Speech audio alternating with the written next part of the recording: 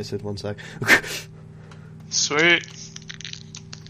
Just gotta get everything tweeted. I have new headphones, and they block out a lot of sound, so I sound weird to myself, which I don't like. Oh, okay. Alright, I got a new microphone, by the way.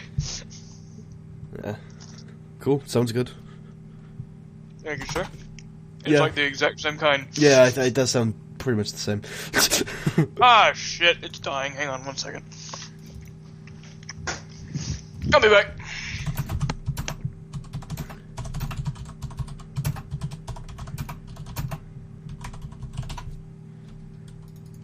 Okay then. Live to talk about all the wrestling over at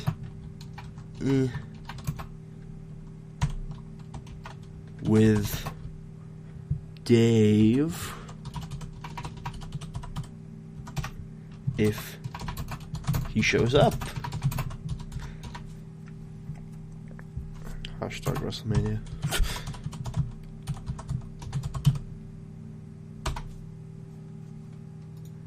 Okay. Alright, I'm back. Alright, we are live, ladies and gentlemen, for the 44th annual Sunday podcast, or sorry, I should say Monday podcast. I should change the title of this. We have done Monday podcasts, actually. I think the Monday podcast is the second most reoccurring brand next to the Sunday podcast. I think Thursday, Friday, and Monday like 3 or 4 times. Anyway, it's like TNA. We've been on every day of the week.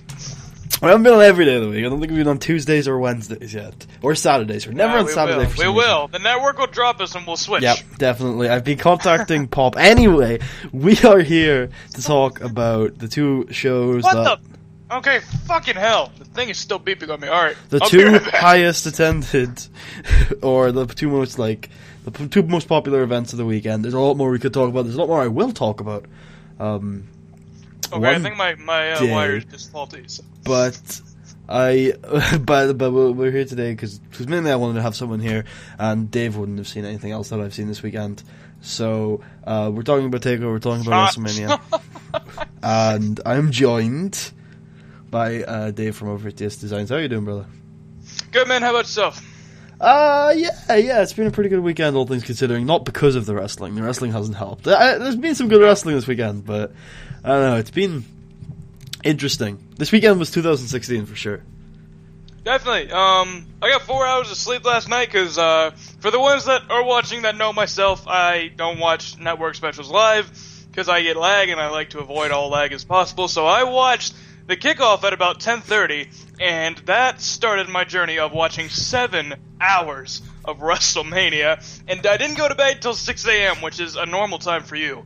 But I'm still running off. I'm fixed. I've been fixed for a couple of days now. I didn't see anything this weekend live except for Evolve. An hour or so. The only thing I saw live this weekend was Evolve on Saturday because that was an afternoon show for the US guys. So I was watching it, but I didn't see NXT live even. I watched that next day. Oh, okay. Good stuff. I didn't watch 7 hours of WrestleMania. We're not going to talk about all of WrestleMania, by the way. We're talking about the matches that I saw. We're not. Which, to be fair, 6 of them, so it's a good chunk of the show. Yeah. But we're gonna start with TakeOver though. It's gonna be a pretty long show today, or until I fall asleep, whichever one comes first. So we're gonna start with TakeOver. We're gonna start with the opener. So first thoughts of the opener are, God damn, I have never seen an act be put over as hard as American Alpha will put over on that show. Like, they got all their shit in, and they just got so, I don't know, to me it felt like a really just one and done kind of, you guys are the future, and we're gonna put you over hard kind of thing. What about you? Yeah, I actually thought that this was gonna be like, match of night standards here, but then I realized I was watching NXT. So, they came out, first things first, Dash and Dawson are an amazing team, Revival are an amazing team. Their theme music and alone just gets me hyped. I'm actually making a stage animation for them right now. Go check it out on my channel, DS Design, cheap plug. But anyways, yeah, this was a really good match. I really do like the Revival because they bring back that kind of like old school thing where they use the bare basic kind of like maneuvers for tag team wrestling. Like you isolate one opponent, bring them to your corner, quick tags, do your tainted stuff, and yeah, it was a really fast-paced match, really good. Started off really high energetic. They brought it down a little bit, and then they brought it back up. And congrats to American Alpha. They're a great team, and they'll make good champs. They're really freaking over. So yeah, it was a great way to start the show. One of the things I like about the Revival is they also they do have a pretty basic moveset, but everything they do just looks so crisp, and they've obviously worked. They're just so well practiced. I think that everything they do it just looks painful, and everything they do just looks so crisp. And there was a really big botch in this match, unfortunately. But usually, what you get from the Revival is a pretty consistent and solid performance. And like you said, I think the storytelling that they do in almost every match is sensational, because you've got... I actually kind of disagree a little bit. I think that they are a little bit botchy. Like I can see sometimes, because their finisher, they're like the lifting code breaker. Sometimes whoever is on the receiving end of it can't catch them properly, and it kind of looks a bit odd. But I mean, like you said, they're really physical, and they have a great moveset despite it being basic. But they really make it look well, and they had a great reign, but I don't think that I don't know if they had back. Honestly, they're gonna get Blake and Murphy.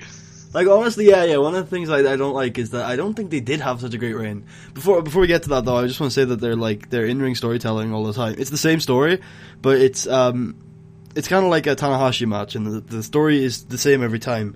But it's so good and it sucks you in every time that it's so good, and it's that they're a really good, in kayfabe, a really good tag team who are very effective at what they do. But when the slightest hint of, oh shit, we can't actually win, they will just cheat the fuck. Immediately. But I like that it's not immediate cheating, because something you see on the main roster a lot, or in other less good wrestling companies, is that a heel tag team will just go straight to cheating immediately. And I like the storytelling aspect of a really good heel team that are actually very strong, that only resort to cheating as the match wears on, when they start to see things go wrong. It's a nice storytelling aspect that brings a lot, NXT in late 2015 started, once the Vaudevillains were gone, once the Lucha Dragons were gone, and once the Ascension were gone. Those were the three last generation tag teams that are destined to be actually anything good.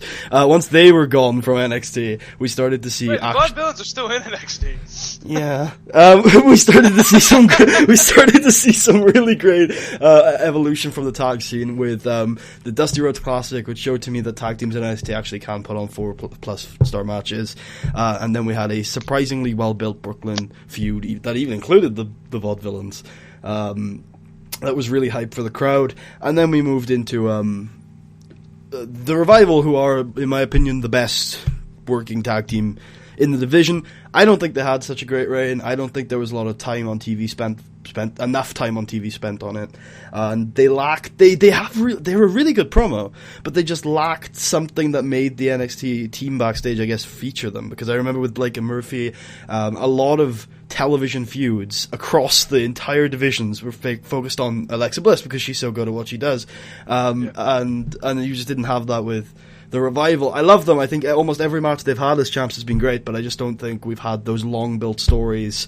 I wasn't, I guess, into the End Zone Cast feud as much as I think some other people were. I like both teams involved, just didn't think the feud clicked as much. Something about their storytelling outside of the ring seems off, but every match they have is fantastic. I went with 3.75 stars for this one. I didn't think it was quite 4, but I really enjoyed it, and I thought that it really put over American Alpha. I don't know where they go from here, but I think that they are one of the hottest tag team acts ever. One of the things that you mentioned, going back to your thing where you think they're a great promo, I can't really elaborate because I don't really watch too much NXT TV, but one thing I just wish is that Dawson didn't talk so southern, because it makes me kind of not take him that seriously. He's always like Enzo and Cass and stuff. I think that's part of the gimmick. I know, but you look at the guy, he looks just like a badass, just deep voice and stuff. I when he talks, you don't expect him to be that southern. But anyways, great match to start off. Got the crowd really warmed up. It did. I really love how they've built the Revival to be a really believable heels. You actually heard a lot of boos go for them when they came out. Oh yeah, they've got some really good heat recently, over their reign, the stuff with the catchphrase stuff, the promos with the catchphrases on Enzo and Cass, and then I love the hypocritical. I love when a heel adds some hypocritical elements to them. I love it with Emma. I loved it with H back in the day, even though I hated most of his reign. I loved that element of it where they said, they were making fun of Enzo and Cass for all the catchphrases, and they then use that to make their own catchphrase, and I thought that was excellent, and it's brilliant heel stuff. And they Full Sail, I guess this wasn't Full Sail, but NXT crowds, they're smarky, but they tend to boo the heels and cheer the faces, especially on the road. So that's good to see. That's good stuff. Like I said, great opener. I give it 3.5. It was very fast paced, very good technical stuff. Like Gable really impressed me. Like here, like I also think it was doing too fast-paced. doing 10 holds in like 2 seconds. I honestly think it was too fast-paced, and they could have done with 5 more minutes in the middle. Because what happened is the open was hot, which is always great. The end was hot, which is always great. But I just didn't feel like we had enough middle stuff where we could see the Revival just, snap some arms. Every time they got into a groove, we got another hot tag. And I'm fine with that, but I think we could have used another 5 minutes of heat gathering. I would have liked... Because Gable is one of the best... Chad Gable is one of the best sellers in the industry. That man, I guess it's because he's so small, or it's just his face or something. He just, you just like to see him sell. You feel like he's in pain, and you're like, come on, Chad, you can do it. I like Chad Gable selling. Revival definitely benefit from time, because, like I said, they're really old school. They make stuff look like it actually hurts you, which is one of the best things I love about a tag team. People were saying they didn't like the name Revival at first; they liked the mechanics better. But I kind of see the reasoning behind it, because it's all the tag teams these days are kind of have been molded into what the industry wants right now, and they're kind of reviving. I don't know if you would kind of say old school stereotypical kind of really hard hitting tag teams and stuff. I like the way Corey Graves put it, and as I usually do with him, is that they're not just part of the tag team revival, they are the tag team revival, and I think that explains it perfectly, and it's that works. American Alpha sounds pretty silly. I mean, it's one of those things where I think that it'll just have to grow on you, and you'll just start saying it with the force of habit. Yeah, I mean, I don't know. I guess that's it. I mean, some teams I don't take to... I don't know, I think the thing with NXT is I always liked how they didn't have tag team names for everyone. I always liked how it was Enzo and Cass and Jordan and Gable and stuff, but I don't know, there's a mix of it. And do we even have a tag team towards the top now? I guess Blake and Murphy is towards the top. Blake and Murphy, please push my boys. I don't even know who's at the top right now, because usually when you lose the titles, you go up. But Blake and Murphy are still there. The Vaudevillains are still there, and the Revival is still there. It's they just don't want tag teams on the main roster, apparently. Yeah. Would you ever think, just a year back, I don't know, all of these other tag teams will be getting the belts, and Enzo and Cass wouldn't even have one reign? No, but then again, I did think around September or August, whenever it was, that if they weren't going to put them in Brooklyn, I thought they'd be called up night after SummerSlam, and here we are. I don't know, they're more of a main roster tag team than they are an NXT tag team in a lot of ways. They've done a lot of good work to develop, but they are easily the second biggest pop. For NXT, it's so cool to hear. I don't know if they're the second biggest pop. They're the biggest pop in the tag division by far. But there's a couple of singles guys and gals. I don't know. Look at their entrance from London. They. No, I would argue that Bayley and Finn both get a lot bigger. I don't know, friend. I don't know. I do.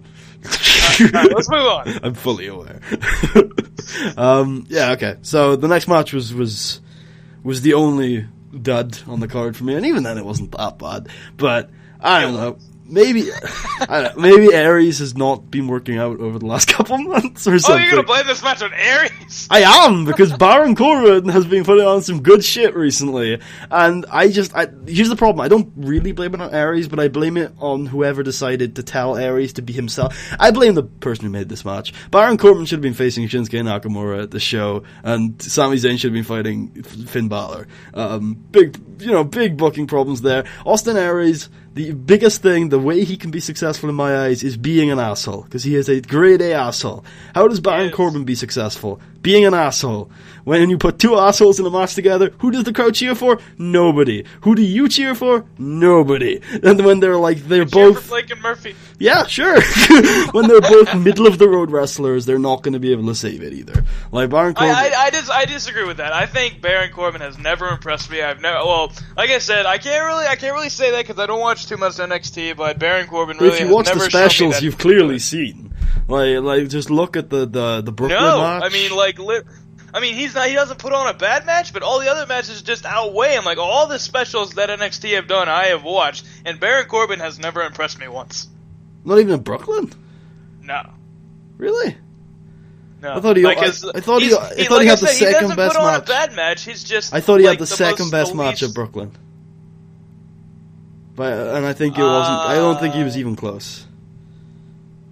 That's the interesting one. I'm trying to remember the Brooklyn Core. There really wasn't anything that really stood out except for the women's match. Yeah. And then I think Apollo Crews was Ty Dillinger. That was a really good match.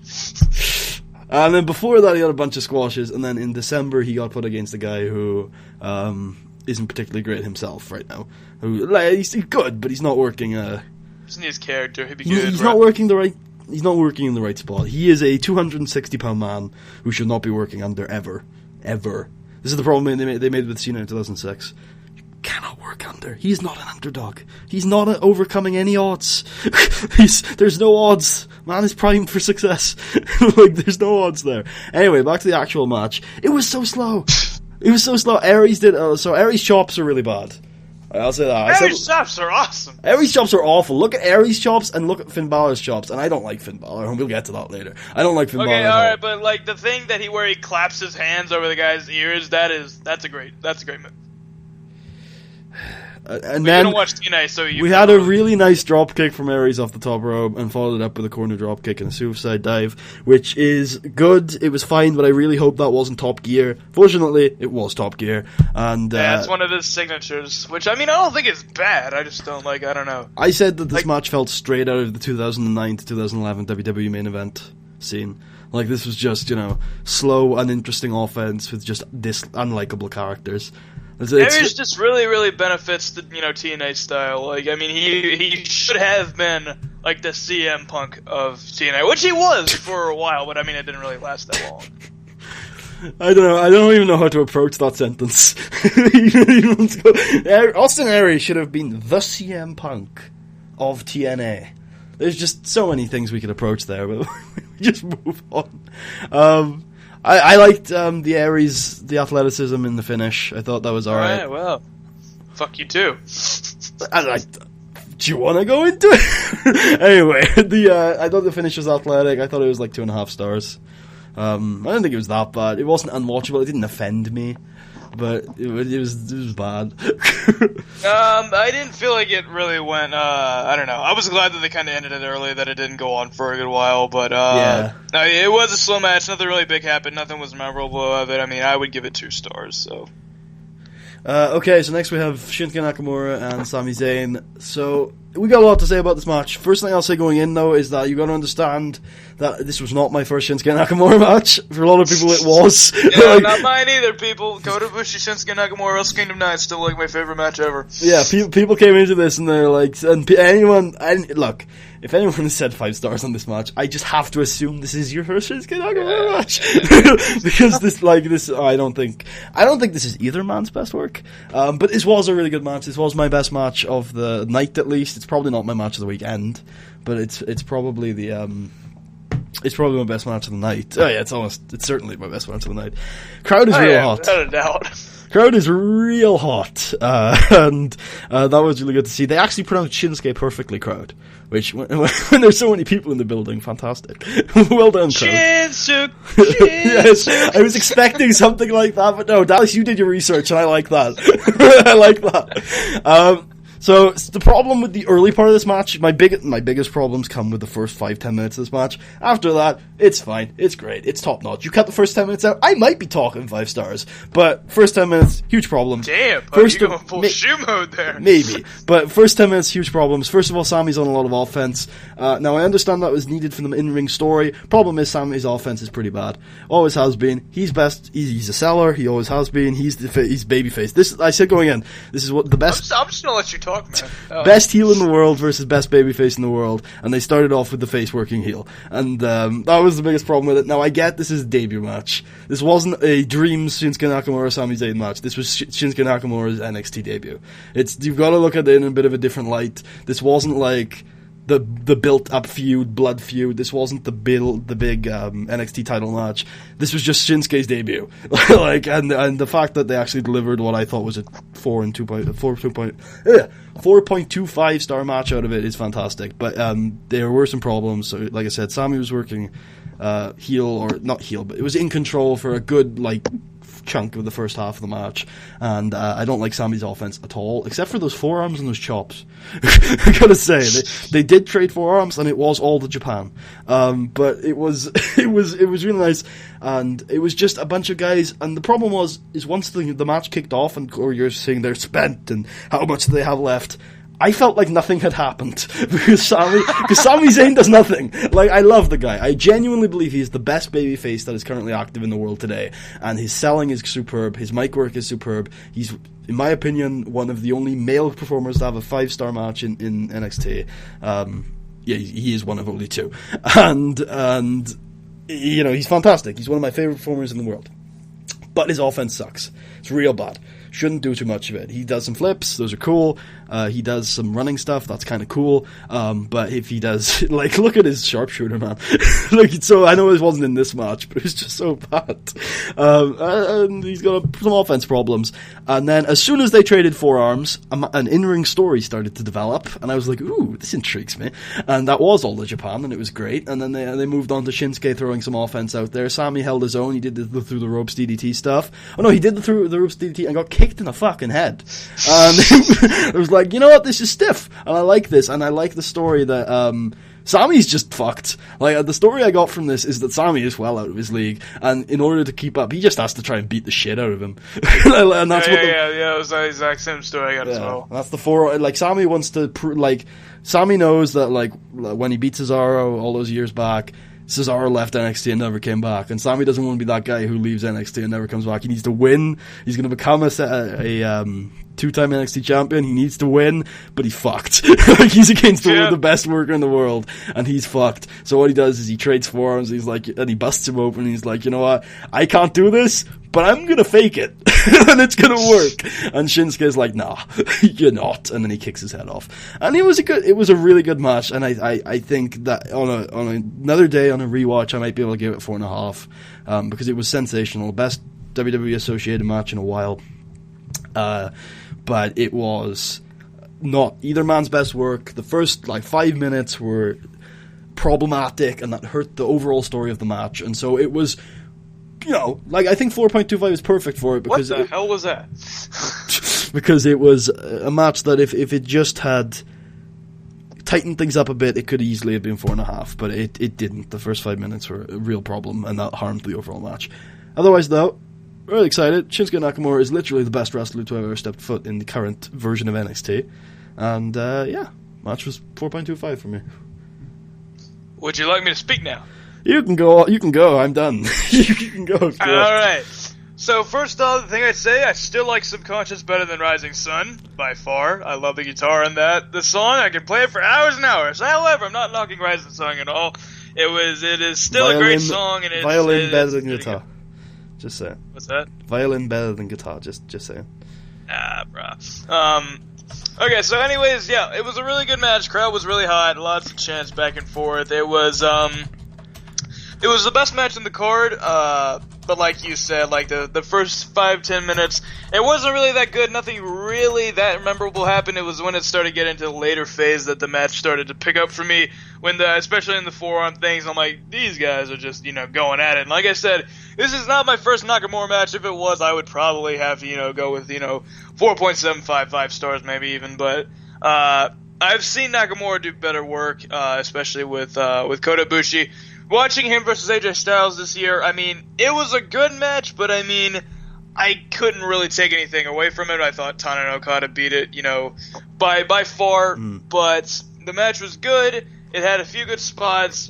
Sammy got his big dive over the top rope, and then he got kicked in the face through the bottom rope DDT, which I thought was a really good spot. And then I don't know, it was just a bunch of knees flew, and then I thought, are they using like just talking about this? I know we've talked about this spot a lot, but I think one of the reasons why it sold the story for me is the fact that Sammy catches everyone with that through the rope DDT, and the fact that first time Shinsuke counters it shows that like Sammy's fucked. This is a whole new level. Like I thought that sold the story well. Alright, and they said that like they gave a new name for like his finisher. Are they using Aubameyang? Has Nakamura ever done it to the back of the head? I always knew it to the front. Well, he did it to the front in the finish. It was the back. He did one off the... Wait. Oh no, he did like a spinning kick. No, it looked like that to me too. Watch it in slow motion. It is the Aubameyang. It is the knee. It's the shin, but it is the Aubameyang. It didn't look like it to me live either. The freaking Aubameyang. Well, I don't think they can. I can't remember why. Anyway, it's a similar reference. What it is the name of the new one, or the new name is the city in which Ali and Inoki fought, and Aubameyang is a reference to both Inoki and Ali. So it's basically the same thing. It's Kinshawa, something like that. Okay. It's the city which those two fought in. It's it's decent. It's whatever it is. It'll be fine. I wonder if the main roster guys will be able to call it, but Corey will do fine. The match was good. It was solid. It had some good spots, and it was a really good debut for Nakamura. And I see nothing but good things in his future. I'm pretty sure this was Sammy's send-off, considering how Nakamura helped shook hands with him. The crowd started chanting, "Thank you, Sammy." They played his music and he waved to everybody. So Comms he goes on. That this was the last one. Comms were selling that this is it too.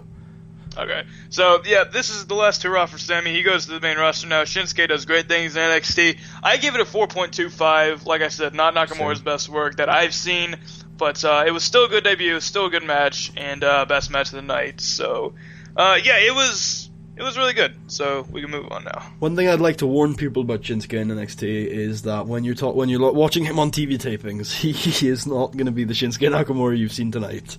That man is notorious for only showing up for big shows. He always has, he always will. In Japan, last 2 years, really only showing up for Tokyo Dome shows. In Dave's mind, he got a 5-star match last year at the G1 finals. I didn't think so, but even if it was a 5-star, he totally was not trying his hardest in that match. And the fact that I watched the G1 last year. You did watch the G1 last year? No, I said 5-star for Dave Meltzer. Oh! Tell me that, because you're speaking to a Dave right now. Look, there's too many Daves, right? There's Big Dave, which is Batista. There's Little Dave, which is Dave Meltzer. And then there's Littler Dave, which is you. Oh, yeah, thanks, fuck you. Okay. Look, I think Corey goes... Anyway, oh yeah, so Shinsuke Nakamura is going to be given like 20% on TV shows. It'll still be like the best thing on that show, but I just warn you, the man's not going to be putting on 4-star matches every TV show. Like he doesn't. Like he might turn up to every takeover, he might not. He might turn up to one takeover a year. He's basically fine because it kind of just builds the ante. It leaves you wanting to see more and see his best performance because the guy is really really amazing. I mean, I'd love it if he could turn up once a month, like Tana does. I don't understand. But I mean, you gotta understand like the style he works. If he turned up every single time, no, he still hits people really hard. It's just not good. He's just like going through autopilot. He's not building a story. He's just hitting people. Here's what I'm saying: if he goes all out every single time that he wrestles, I'm not talking about all out. I'm just saying put a little thought into your match. Like he literally just goes out there and hits people. And on Tokyo Dome, he's like, "Now I'm going to tell a very simple story." What's wrong with hitting people? It's fine, but I like it when he's hitting people for a purpose. He can do 5-star matches every month, but he just chooses not to. This is why he was never a just leave the man be and enjoy it when he decides to. Tana does it every month. We're not talking about Tana, though. Tana is an international sensation. This guy So is is just Shinsuke. NXT nobody. Shinsuke is now known in more countries This than guy Tana. is just an NXT nobody. He came from the Performance Center. Isn't every main event in Nakamura at least a 4.5 star for Meltzer? Yeah, probably. There are three things that Meltzer loves. One is Japan, one is the flares, and the other one is a ladder match. So, those are the things that Dave Meltzer likes a lot. Okay, we'll move on to the next match. And now you don't want to get into the three things that Dave Scott likes a lot. Tits. No, anyway, Asuka. Speaking of tits, Asuka and Bayley is the next match. Look, wait, I got a question for you real quick. Did they ever run Apollo Elias? Because I was waiting for their cool. It was on the TV taping. Okay, because it was like scheduled on Wikipedia for the actual show, and then I'm like, it was okay, scheduled. They're just going into the main events like a Tokyo Dome. I need a cooldown here. I'm gonna die. It was scheduled on the TV shows for the main show. Like they told nobody that it was going to be on the TV tapings. Like nobody at all. I'm pretty sure I wasn't there, but I'm pretty sure I looked back in the Skype chat and Ben was just adamant. No, it is on the show.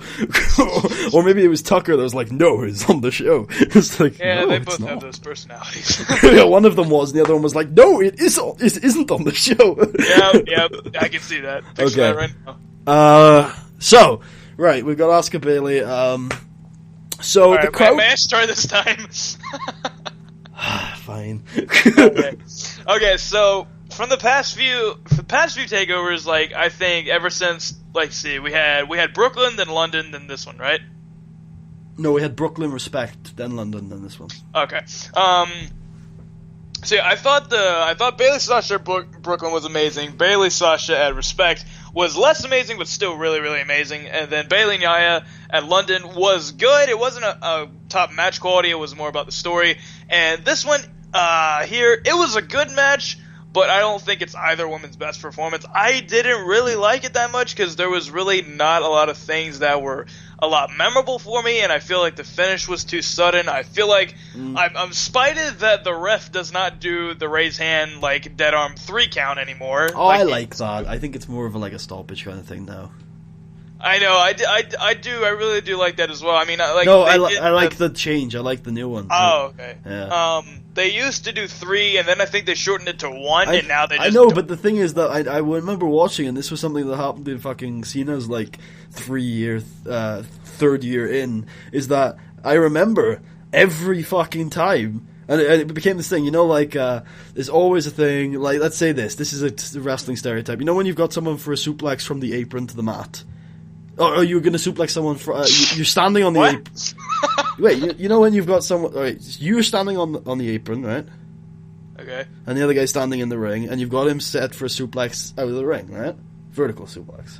Out of the ring or into the ring? Out of the ring first. Okay. That so the never guy on the apron is on the offense. Yeah. But okay. But that never happens in pro wrestling, right? They do it for a little bit, they tease it, and then the other guy suplexes him into the ring, right? That's all. It's pro wrestling stereotype, right? The same kind of thing kind of happened with Cena's shit, is that they would do the 3, but it would always, fucking 3-4 years, Cena would stop at the 2, and then it would be this big thing. I love that, though. That's I hate it. I'm like, I just hate the same shit every week in wrestling. I love it when people do things new. No, one of the I mean, I think the match was good, and they could have done it. They could have had a better match, but the finish was too sudden for me because, like, the crowd were still trying to wheel Bayley on, and then she kind of just, like, dead fished, and then they called for the bell, and Asuka was the champion. And like I said, it felt a little too sudden. It wasn't one of the greatest women's matches that they had, but I mean, it was more for the story on how Asuka's like this unstoppable machine. And they can build great character with her for here, and they have a lot of potential going forward. But this definitely wasn't one of the best matches for me on any of the takeovers so far. Women's matches, that is, on any of the takeovers. I think this might have been better than the London one, but it might be around the same. I think it was better than the London one, match quality wise. But I mean, I think Bayley versus Nia was definitely better in storytelling wise. I don't know. I think the story was... So, here's why I like the story of this one better, is because it basically told exactly the same story. In fact, I like the callbacks. They did the guillotine choke with Asuka, but the point was that Asuka broke out of it. The point was that they were telling pretty much the same story as last time. They were making a ton of callbacks to it, except the story they were telling here is they were comparing Asuka to Nia in a lot of ways, and Asuka is better. And Asuka will kill her. And Asuka will murder you. And Asuka is going to kill everything. I love the story with the Bayley Kanrana was super early, and that showed me that like Bayley, it was like Sammy. Bayley and Sammy are very similar comparisons because and Bayley knew, and the facial expressions are great too, that she needed to end it early, because if she doesn't, she's dead. Like, she's not going to lose her title. She is dead. And pretty early on, she was holding her arm, and she's great at selling body parts. She's holding her arm, and then a little later on, Asuka worked the leg over for seconds, and Bayley was just hobbling, and I was like, that's brilliant. Every little tiny move that Asuka does just murders Bayley. Like, every time she hits the leg, that's her leg gone. It's only a matter of time before the rest of her body parts are gone. And I just thought it was Now a brilliant... you stepped on my foot, you broke it! Yeah, it's gone, like, she's done. Like, every body part Asuka focuses on takes seconds, and it's out of the game. And I kind of like that storyline where Asuka was literally just this... And they told it in the pre-match packages as well. Asuka's dangerous. Like, that's the literal word they used. Where any move that Asuka does can put one of your body parts out of commission for the rest of the game. And I think it's a really cool story they tried to tell with it, and the finish wasn't as well built. I agree with that, but I think the rest of the match was just so excellently built, and the finish was fine for what. Like, if the finish had been built too properly, cool. But unfortunately, it did feel a bit out of there. I like the actual finish, the actual pass out, and I love the submission hold she uses.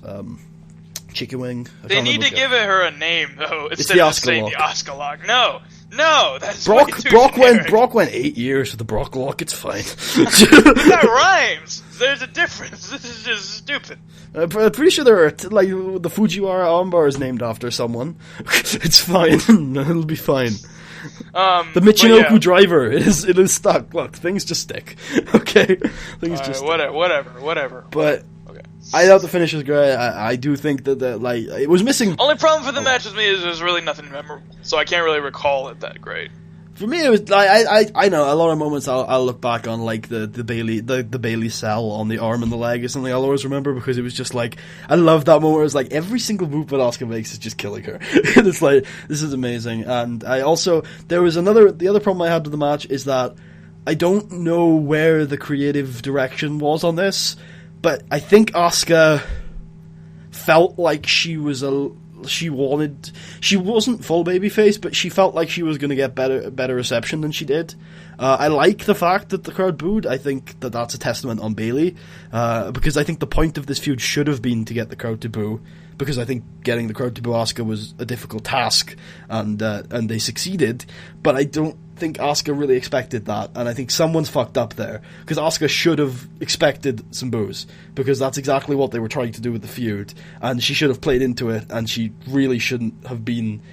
Like, to me, when I saw the actual pinfall, Asuka's reaction, it felt like this was supposed to be some big coronation or something. Yeah. Like, she was like celebrating. She wasn't like sadistically happy about it. Like, she had just destroyed her. She was kind of just like, oh my god, I'm champion, yay, let's celebrate. Which could work if it was like, I don't really understand this Bayley thing. I just wanted to win a title and I'm happy. Like, that's great if you want to tell that story afterwards. And she's kind of been that character so far, but I still feel like it left a couple of us, and a lot of people have disliked the match and the finish and everything. A couple of people have left a little dissatisfied because it felt like it should have been presented as face v face, and the crowd were not having any of it. I don't think they should have had any of it. It was supposed to be... Bayley is one of the biggest baby faces in the industry, and there's no way, like... I don't know, people are getting booed against her, and you should have built around that. And Asuka is, she's a monster. Make her a monster heel. It's very easy. The thing is, another, way they can go into this match is, Asuka, Bayley hasn't really, unless I missed something, which I probably didn't hear about or anything, but Bayley hasn't really done anything to Asuka to make, Asuka really hate her. So Asuka could really just be going into this with, an Iceman kind of approach. Just I don't really care about you. You've really done nothing to me. I just want your title. Yep, that's exactly what it's always been about, the title. The feud started with Asuka just caressing sexually the title. And that was literally the feud. She was like, ooh, I like this title. And then William Regal was like, look, you can have whatever you want. Have a title shot. I'm sorry, don't break my heart. Because Asuka did not have to win a number one contender match. Regal was like, you know what, you just fucking have it. Just have the title match. For me, it was 4.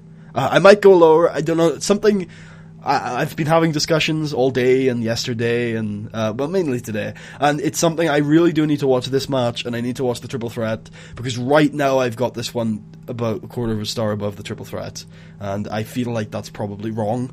So I'm going to have a look at both matches again. I've been meaning to. I actually watched this match for a 3rd time earlier today. I want to watch it for a 4th time. I need to watch the triple threat a couple more times. The triple threat from where? From Mania. Because the triple threat was really good on Mania. Oh, yeah. We'll talk about that later, because that's one of the 6 matches we'll talk about. But I got this at a 4 right now, although it is subject to change. So I've got maybe this might not be the most agreeable opinion, but like I said, I think that the finish was too sudden for me, and there was nothing really memorable to make me really love this match, and it definitely wasn't one of the best women's matches that they've had on any of the takeovers. I'm going with the 3. A 3? A flat 3, like a full, a flat, really? What did you give the London match?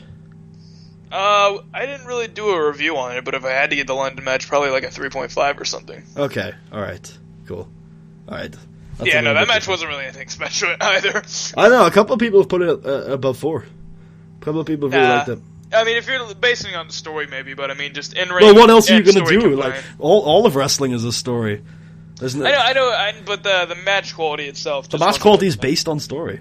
Good matches are not because people just do random moves, it's because they use the moves to tell a story. The reason why Kota Ibushi versus Shinsuke Nakamura is a good match isn't because of the amount of moves they did, it's because of the story they told. I know, but you could be really, really bad wrestlers, have a really, really good story, and then still be like a 3.5. Nah, if you're a really, really bad wrestler and have a good story, it's at least a 4. It depends on how good the story is. That's the definition of a bad wrestler. That's the definition of a bad wrestler, is you can't tell a story. Like, that's what it is. Name a good wrestler that can't tell a story. Finn Balor. He's not a good wrestler. That's the thing. I guess we'll get to that next then. So this match was probably destined to be a very average match, but then Samoa Joe got busted up, and I think that added a very unique element to it. But the crowd really disappointed me here. They did not go along with it at all. And it really took me out of it. Like, the meta shit and the type of stuff the crowd was chanting during this main event was like, you know what, guys? Just go along with it. You assholes. Like, just don't mess up this match. And I also don't like the medical team here. Like, first time they tried to patch it up, it isn't going to work. Second time they tried to patch it up, it isn't going to work. Guys, just leave it. It's not gonna work. Like, you're obviously ruining the match here. I have a feeling that they weren't really worried about, the cut. I think they were just literally just trying to cover up the blood because they don't like blood. No, So that's why they kept coming in to wipe him off. No, because you didn't see them do anything with Shinsuke. You didn't see them do anything with... No, because that really wasn't, that noticeable. But you didn't see him do anything with Owens when he got busted open by Fuck Knuckle. You didn't see him do anything with Alexa Bliss when she got busted open. It's like... If he got busted up? What? The only... Yeah, that was when we all, in the forum, were like, holy shit. Like, this girl might have some wrestling potential because she just, like, turned vicious. She just, like... She's just, like... arm-barring people. Anyway, Poor Missy Boo. So but the problem, I think, is that the blood was getting in his eye. But I don't think he gave a shit. Like, no, he didn't give 2 shits at all. He didn't care less. Yeah, but they were fight. They were worried about. The crowd were literally chanting "Let Joe bleed," and he was agreeing with them. I saw him nodding to the crowd. I think they were worried about infections, but you just aren't going to stop the blood. So just let the match do it. I like the match. I thought the cut and the medical team and everything and the franticness probably covered up what was going to be a Finn Balor match, which if you've seen one Finn Balor match, you have seen every Finn Balor match. Samoa Joe is on fire, which probably pulls this up for me. But good God, I'm so done with Finn Balor. It's been almost a year now, right? No, not quite. Yeah, he won July. So. Yeah, so we got it's been 9 months, and it's like every single main event feud has under-delivered. Like, and it would be fine if they put this match where it should be, and that was third from the top. It would be fine if they put the last one where it should be, that's third from the top. It'd be fine if they put it where it should be in Brooklyn, which is second from the top. But they don't. They constantly insist that the men's title is the one that goes on last if it's on the card. And quite frankly, Finn Balor, you know what? He's over. Fans like him, that's great, he should be on the card, he should be men's champion, but for God's sakes, Bayley has been carrying the TV show for 6 years. Bayley should have closed out this show. If Bayley didn't close out the show, 6 years? 6 months. Shinsuke Nakamura should have. I don't know. The women's division has been outperforming the men's since Finn Balor took over, and it's just the man has been fantastically protected. The booking has been fine. The writing is probably the problem. Either that or it's Finn himself. I don't know who to blame. I don't care. I'm sick of it. I want the title off of him. This match was a 3.5 for me, which is on the upper end of Finn's main event matches, honestly, because Joe has been doing great work. I just don't know. I'm just so done with him at this point. I don't know. He's literally one of the worst things for for me about NXT these days is having to sit through his matches, because they're good, they're fine. He's a very solid Super Junior, but they've just had so many better people come and go, and like it's so many better opportunities come and go as well with feuds. And I'm very, very sad that Hideo Itami got injured, because if not, he would have won the title in Japan, and it would have been a much better show. But I don't know, it wouldn't have made as much money. It probably would never have come to my country. Who knows? But I'm just sick of him. I'm just sick to the bone of him. I've been watching him wrestle for 7 or 8 years, and I swear to God, he's barely developed. He went to Japan, he found Carl Anderson, it kind of worked. Then he came to the US, and he stopped developing. It's like he's not working on his ring work every week. He's working on his next entrance. Like, that's seriously what it feels like to me. His entrance is developed.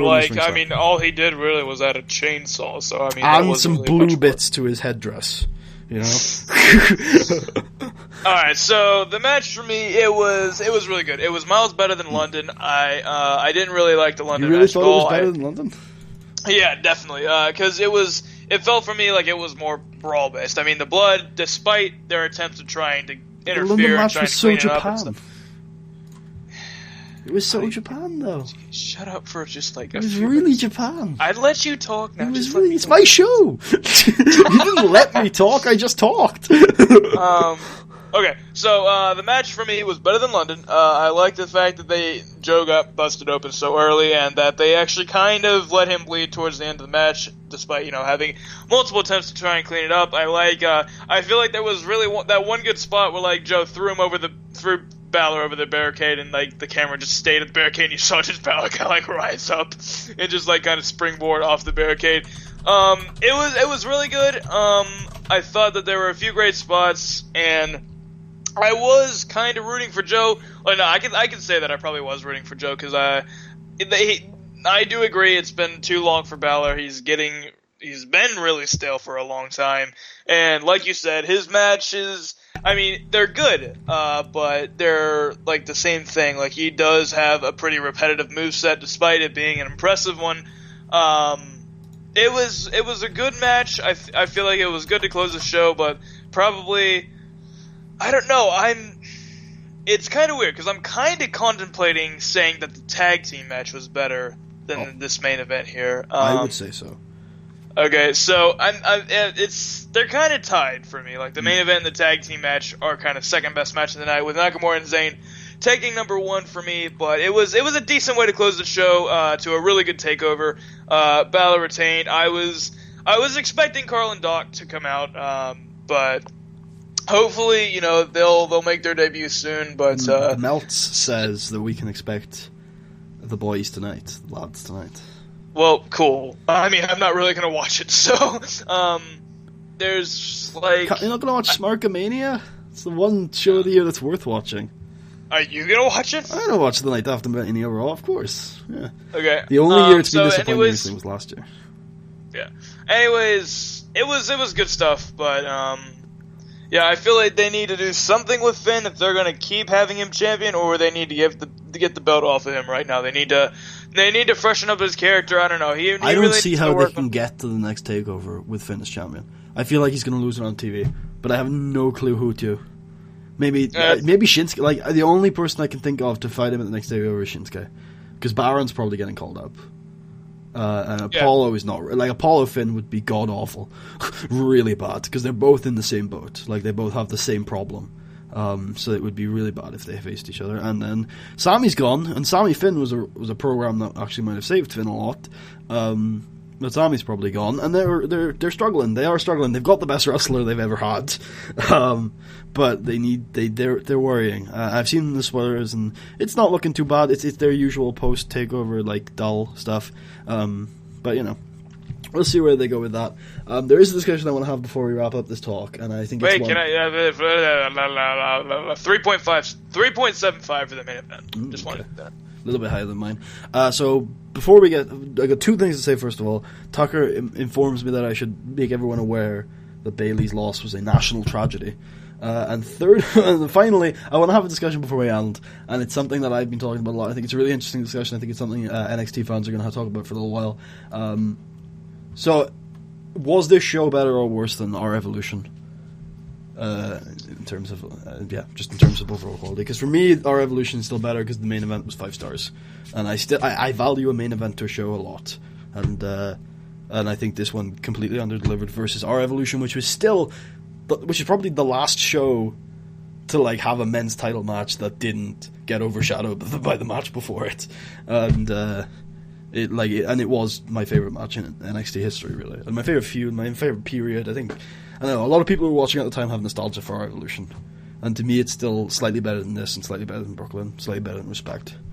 But what do you think? I'm looking at the card right now. It was, I don't know if, okay, so it was December of 2014. That was a long freaking time ago, and it was a year and 4 months ago. It was almost like a year and a half ago. I can't really. I'm looking at the card, and I really don't remember anything impressive. Like, I know the main event was really good and stuff. And it was a really good moment for Sammy to come out, and like it started the great. Wasn't Sasha Charlotte that show as well? Sasha Charlotte, but I can't really recall anything from that. A lot of people that was before we had the explosion, really. So that a lot of people, that was their favorite women's match of all time. Not mine, but to a lot of people it was. And then we had the only thing. What's that? Finn Balor and Kevin Owens' debut. Yeah, Hideo's as well. No, Hideo debuted the previous takeover. Okay. So it was good stuff for what it was worth, but I feel like Dallas definitely tops it because of the crowd, how much more they were into the stuff, how wait, how much more they were into that stuff? That crowd rioted when Sami Zayn finally won the title. Come on. But still, I don't know. I feel like Dallas is definitely better because I feel like they've grown so much. They have a lot more. I don't know. It's kind of weird to put in here. Just looking at the card, I feel like they have better talent right now. I feel like they could use it a little better. It could have been a little more better booked. But I mean, you got a really good main event here and a really good women's match, which you did really get with Dallas. But you also had Zayn Nakamura. So in terms of pure card, in terms of pure match, because what I like to look when I say better show, I'm talking about the overall flow of everything and how I felt about it and stuff. But when you talk about a card, that's just how good were all of the matches. And I feel like Dallas is actually the second best, and I'll say this again, the second best United States based card I have seen since the year 2000. It's probably better. Dallas is probably my favorite takeover. I get it depends on how I look at it, but if I look at it purely on how good was the lowest match and how good was the best, a meeting kind of thing. The only US card that I think could possibly be better is WrestleMania 17. I'm just gonna say after the year 2000 to cover my bases, but I'm pretty sure it's probably the second best US card of all time. But I'm absolutely sure it's the best one since 2000. The second best one since 2000. Is this, you talking about Dallas or Revolution? Dallas, yeah. I definitely think I think NXT does a great job of getting everybody invested in their characters. Just seeing how great they're doing with the tag team division right now, it's really good to see how great they've done with the women. And I mean, I'm still waiting on Alexa Bliss to get a championship reign. I said this in June of 2015, and I'll say it again, and I'll say it over and over again. TakeOver produces the best wrestling on the planet. Like, there might be other shows that do it on a weekly or monthly basis that are a lot better on, like, than NXT's TV stuff, but when TakeOver comes, it constantly produces world-class wrestling, and I think it's the best wrestling on the planet every single time it comes around. The only time I think it's taken a step back is London. I feel like Wrestle Kingdom does produce a great card, but there's only like probably 1 or 2 matches that are like really, really world class. There, like Tano Okada is definitely up there. Like that just happened this past year with my favorite. What are you laughing at me for? I'm not laughing. I'm sniffing. Oh, I thought that was a laugh. Tano Okada. Tano Okada is my favorite match of all time. Why would I laugh at that? Hey man, I'm just saying. I thought you disagree with me a lot. They're up there with one of my favorite matches of all time. I can probably say with confidence that Nakamura Ibushi from last year's Wrestle Kingdom is my favorite match of all time. I just wish they had a feud ender, man. Nakamura and Ibushi. I just wish they had had a finale. Because then, like, if they had had a finale, Shinsuke won. That can't be the end of the feud. They had to have been building to a... Koda's not here, man. He's not. Neither is Shinsuke. They both left. They both left off. It's because Gedo doesn't pull the trigger on anything. It's like we're gonna build Okada as the ace. He said that in 2011. He said that in 2011. But no, going back to your point about the world class thing, I believe that TakeOver produces really, really good cards, and I feel like I don't feel like there's like I've seen a TakeOver yet that every single match, well, not every single, but like the majority of the matches have been amazing, like producing world class card. But I don't ever think that I've ever seen that. I think like all the really good shows, they have one gem for me, and then maybe another 1 or 2 matches that are really, really good. But I don't know. I can't say that I've seen like a favorite card that's like produced like multiple world class matches. I mean, the WrestlePalooza finale, was really, really good. But I would have loved to. I would say I would agree with that. There was like 4 or 5 4.75 star matches on that card. Like, I know that's a little extreme, but I don't know. Frosh Your Animal Deville, I cried, man. I just cried. It was just beautiful.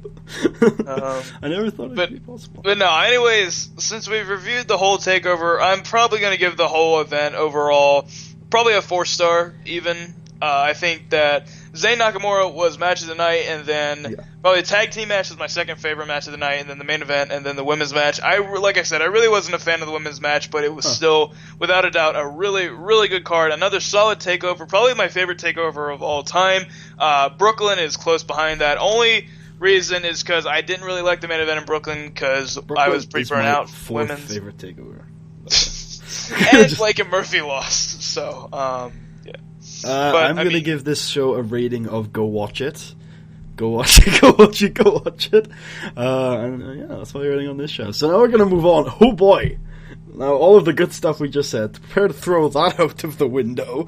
We are going to move on. WrestleMania. Yeah, we're only going to do 6 matches of Mania, just so that you guys know which matches we're doing. We're doing the IC title match, AJ Styles, Chris Jericho, Dean Ambrose, Brock Lesnar.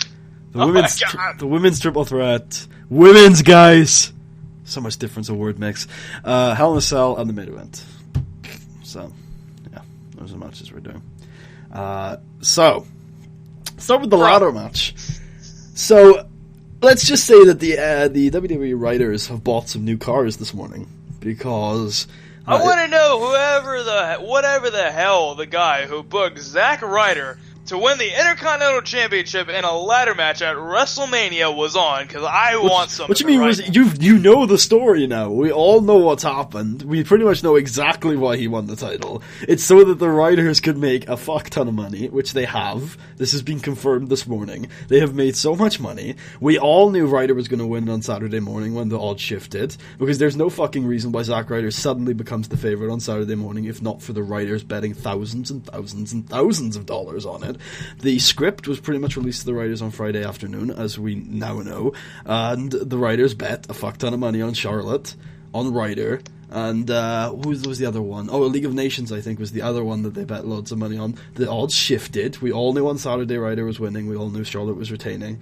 And And I didn't. that's because you don't check the odds and you don't read the sheets as much as I do. But I saw the writer thing. I was like the only reason why writers that's got to be the writers betting hundreds of thousands of dollars. Turns out it is. They've made a lot of money this morning, and so this is legit. This is legit. The writers have made a lot of money this morning. I'm not sure how many in the company were involved in this, but there's no doubt that's what happened. We don't know whether it was writers, whether it was production staff.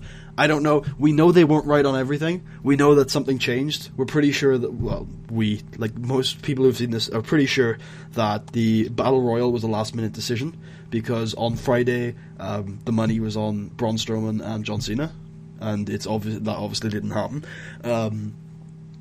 With outside chance of Goldberg. I don't know actually where that came from.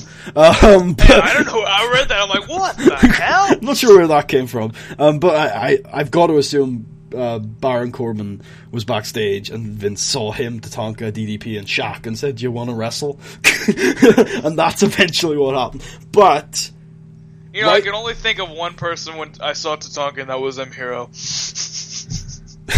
But that's mainly the reason why Ryder won. Also, I'm sure there was an element of the fans will buy this and won't complain too much. And there's also an element of Vince thinks the fans want this. We did, Vince. We wanted this. WrestleMania 28. We wanted it 5 years ago. Yeah, we wanted a WrestleMania 28. Instead, Zack Ryder got kicked in the balls that show. And here we are 4 years later, and he's winning the IC title, and he's done pretty much nothing. He just wanted to hear his music play, man. I'm very happy for him. But I would have been happy for him in 2012 as well, and I would have been a lot happier. This had literally zero of the same feel as when he won, when he beat Dolph in TLC 2011. Yeah, the man has been in the lower mid card of NXT's tag division, teaming with Mojo Rawley, and now he's the IC champ, and he's going to lose to Baron Corbin or Joe or Cena tomorrow, or tonight, but at the end of the day, I don't know. I don't think it's that big of a deal. Money's on that he loses the belt tonight. Yes, like that one's probably.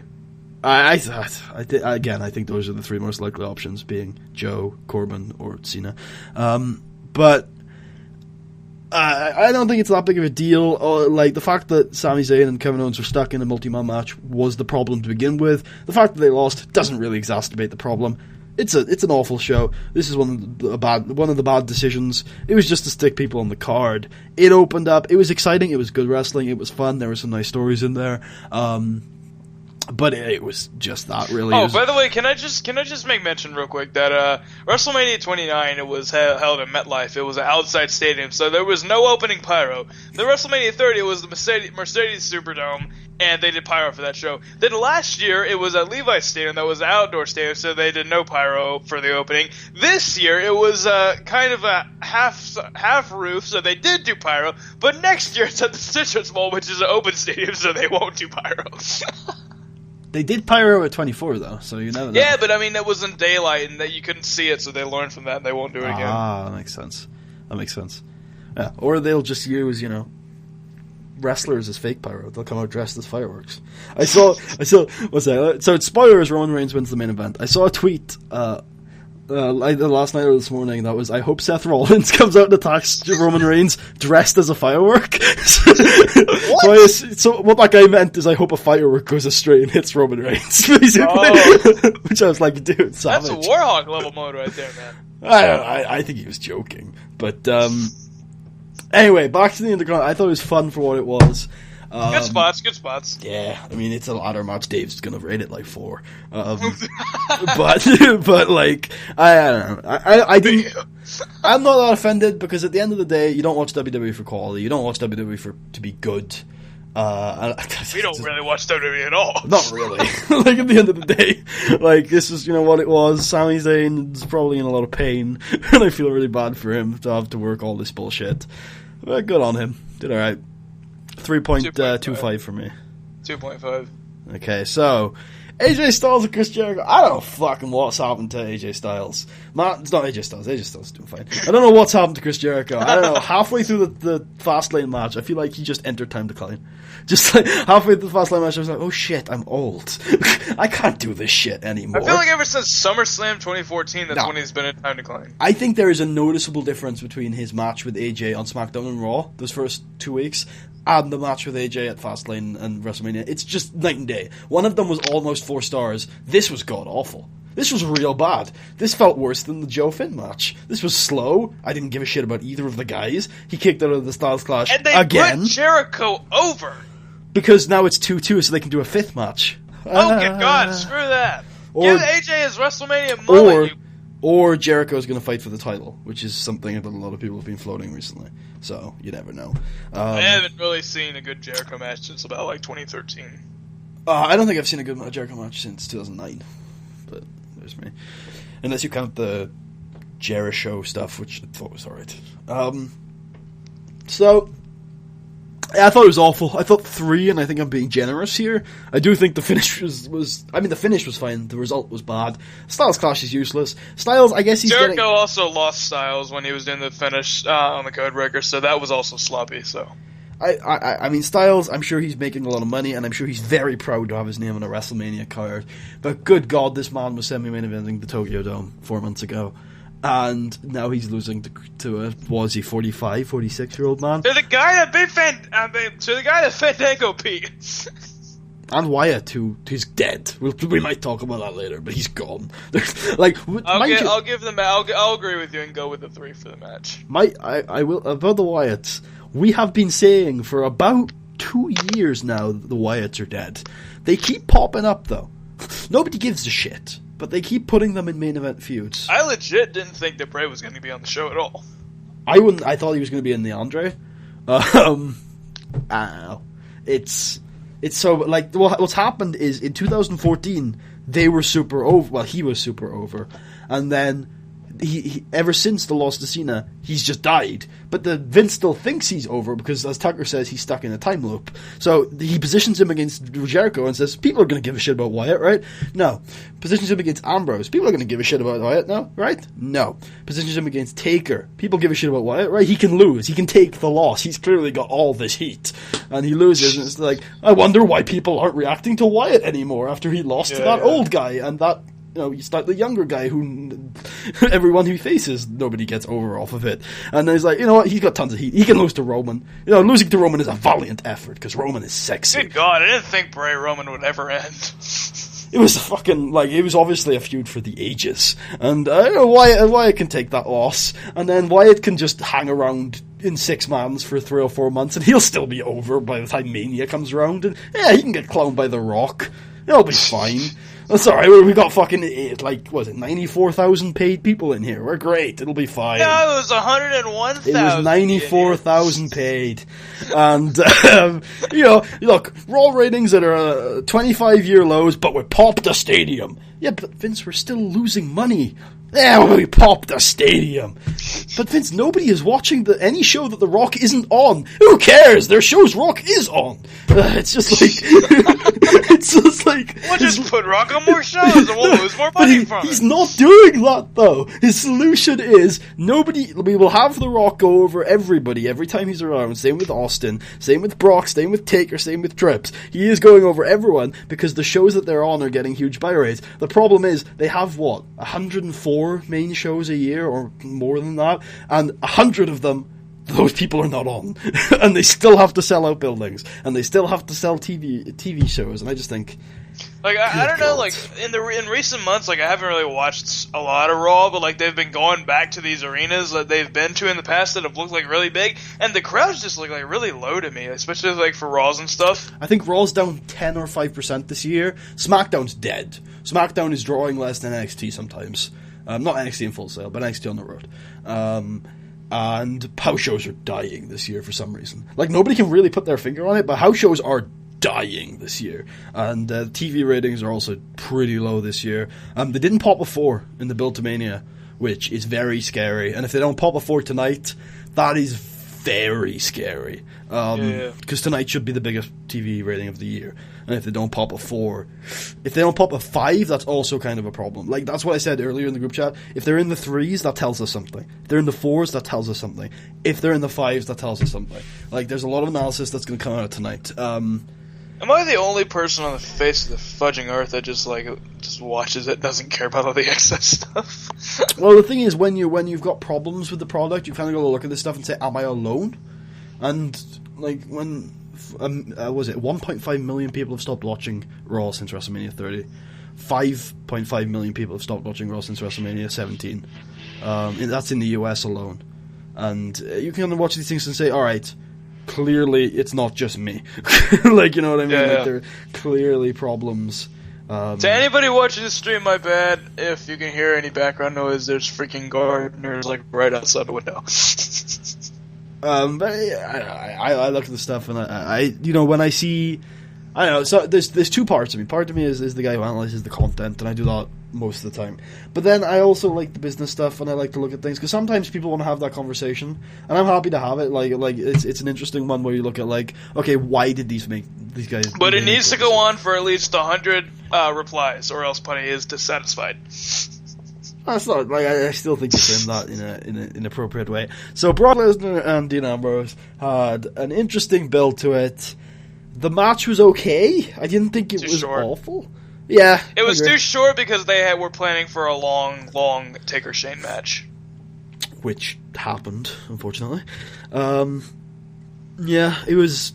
I mean, I thought it was alright. I thought it was it was the joint second best match on the card. It was alright. Dean Ambrose is a really good in-ring storyteller for what he is, and Brock Lesnar has this aura that I don't think will ever go. Well, it will, but it is starting to. But he's a you enjoy a lot of Brock Lesnar matches. I just feel like if they would have given these guys 20 minutes, they could have done really good, and I feel like they should have put Dean over. Yeah, I think that's got to be it. I mean, the match was fine. It was fun for what it was. I'd give it a 3.25. Here's the thing: like, Foley and Terry Funk gave Ambrose his special weapons, and they didn't get used once. They were teased, but they weren't used. I'm glad they didn't, and they never should have done that, like, storyline to begin with, because that's really stupid, because we knew they weren't going to get used. Because I don't know why a chainsaw, by the way, showed up on 2 WWE shows this weekend. 2! Like, come on, guys. Like, I mean, I think it's Francesca's boyfriend or something. Yeah, that would make sense. With Barbie as the cousin or something. But I don't know. Like, Dean was making out with barbed wire. Things are getting kinky. Well, once we look at the fucking thumbnail we have for this video. Like, at the you put on Charlotte's nip slip. Brock has done. Yeah, I should do that. Brock has done a lot of damage because of the way he's booked since 2012. Like, he came in, took a loss, and boom, there's your buy rate's gone. You popped a buy rate for Extreme Rules 2012. Congrats, Brock's dead.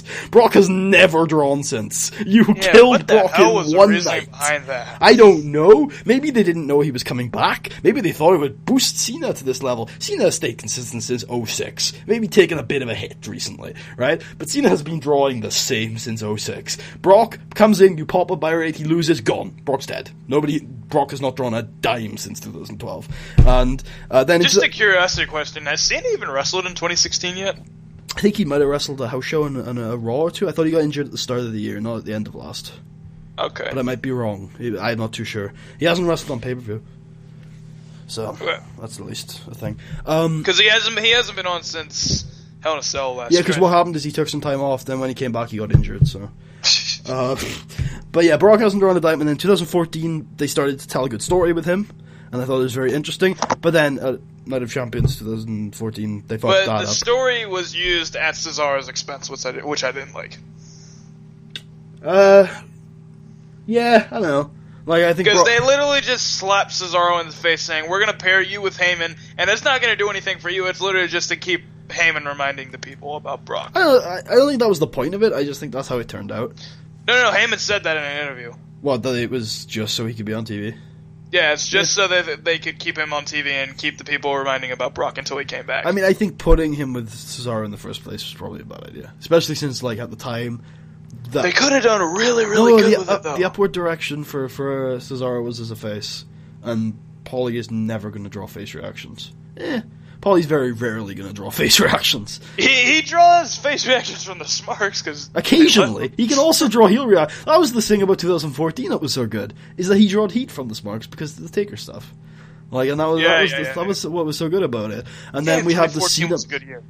Until September. Like, everything up until, like, SummerSlam was great. We started to fight, like, a lot of the stories they told before SummerSlam was great. SummerSlam was pretty good. But then Night of Champions was kind of a real sharp decline. We had Night of Champions, which was god-awful. Then we had that Hell in a Cell match. AJ won the Divas belt there. I didn't care about anything else. It's true. Well, we had Hell in a Cell, which was a good match, but really bad finish. Into Survivor Series, which, I mean, a lot of people have mixed opinions on. Thought it was solid. Survivor Series was a good show. Thought it was solid, yeah. And then we had... TLC sucked. TLC it was a bad show. And, that was god-awful. Yeah, and then we got into 2015 Hot. It kind of the same thing. But yeah, like, the problem was that in September 2014, they killed Brock again. And then 2015, he had in Royal Rumble, he had a really good match. A fantastic WrestleMania match, some people's favourite in a long time. And then he drops the belt. And some people's least favourite in a long time, looking at you, Iroh and Warhawk. Yeah, well, I don't know anyone who could watch that Mania main event of last year and think it was bad. But anyway, Brock loses his ton of steam when he loses the belt. The Taker feud he works 50-50 in, which is the worst. If you want to save anything from Brock, just kill him. Just kill Taker. Literally murder the man in the ring. Don't have him face Wyatt. That was a stupid idea in the first place. And just kill him. Wait, we had a face Wyatt? Taker Wyatt. At Mania 31. Taker was heel? No. You said face Wyatt. No, at Mania 31. face Wyatt as in face him in the ring. Oh! Anyway. I thought you meant Wyatt turned face there. I'm like, what? No, you don't have him face Wyatt. You just have Brock murder Taker. But you didn't do that, you had him work 50-50. So Brock's going into this Mania period with very little heat. You could have salvaged it by having him in the Rumble. But no, you don't do that. You have him have a Wyatt confrontation, and then that leads to just nothing. Oh no, it leads to that special no, they had match. a match at Roadblock. Yeah, Roadblock, where he faces against Luke Harper, basically. Harker! And then it's just like, oh my god, the poor booking decisions with Brock, the Wyatts, and Taker. Like, that alone could fill a book.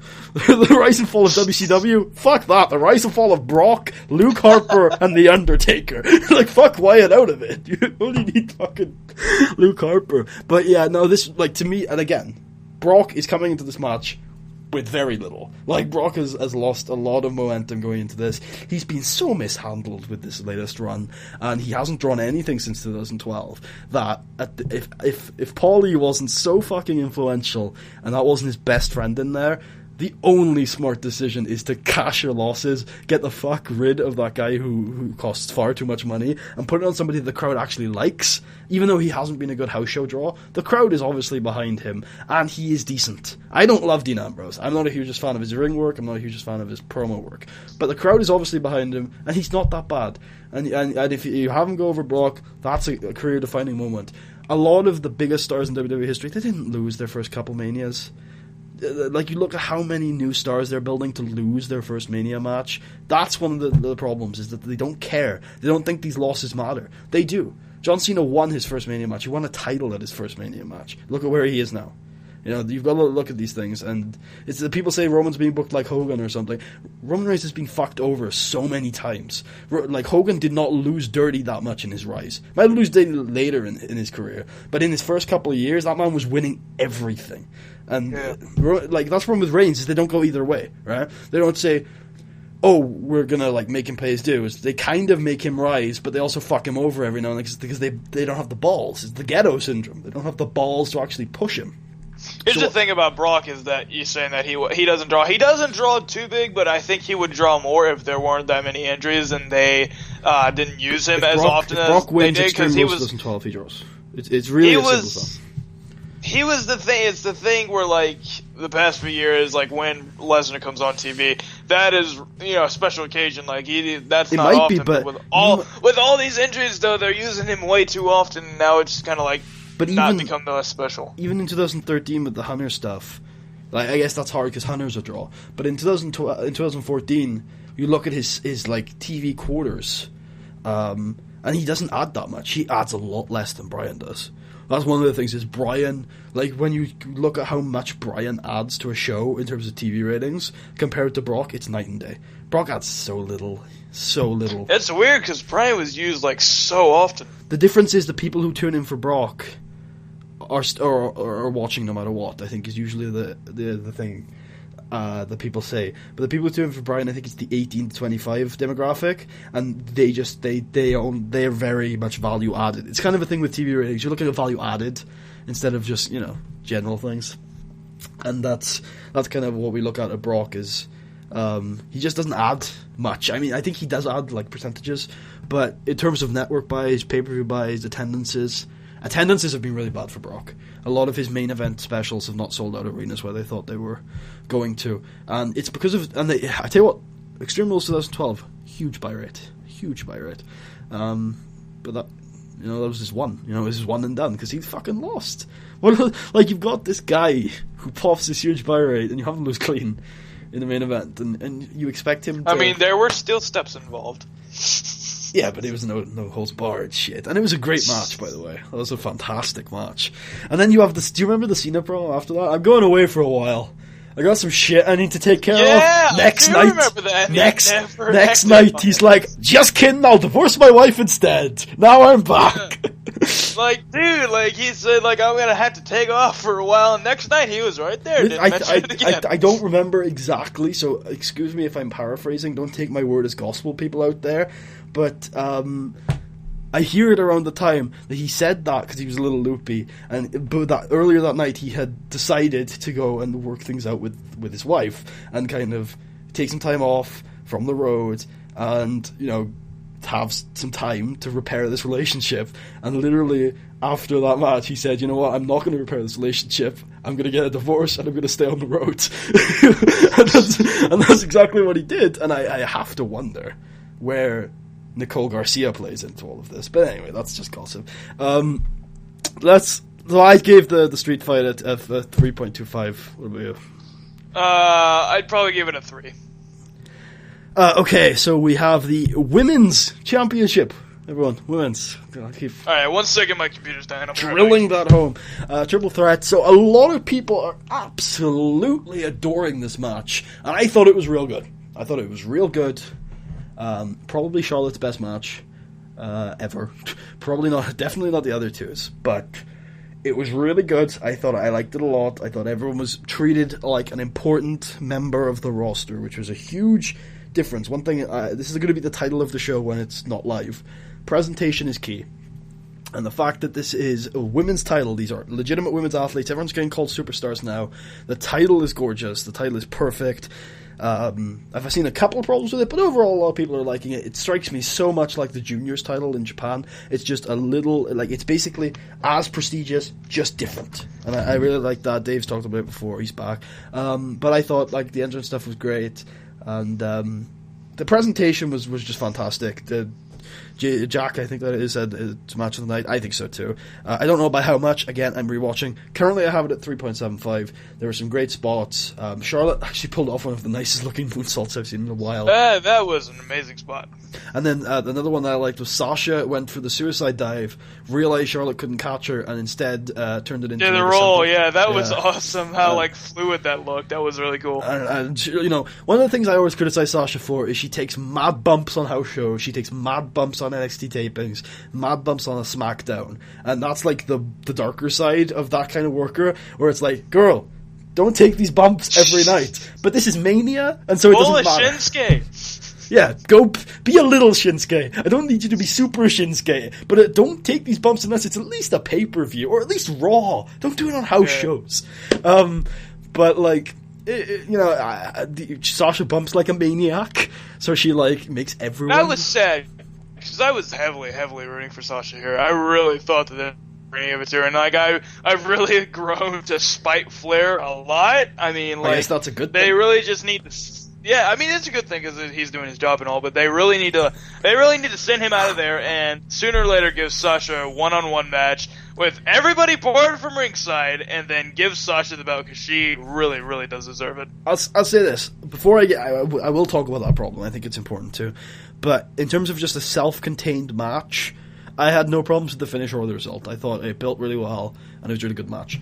Now, the actual result and the problem with the result, I have no problem with it when it's a self-contained match, and it's not going to affect my rating at all. But I get the problem in this regard. This was a night about 1, change, and 2, about putting the focus back on women's wrestling.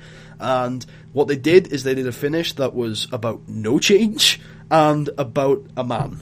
And I think that was the biggest kind of problems with it, is that that's kind of like counterproductive. Still, one of the best women's matches on the main roster ever. Some fantastic spots. Has there any of you been any better in recent memory?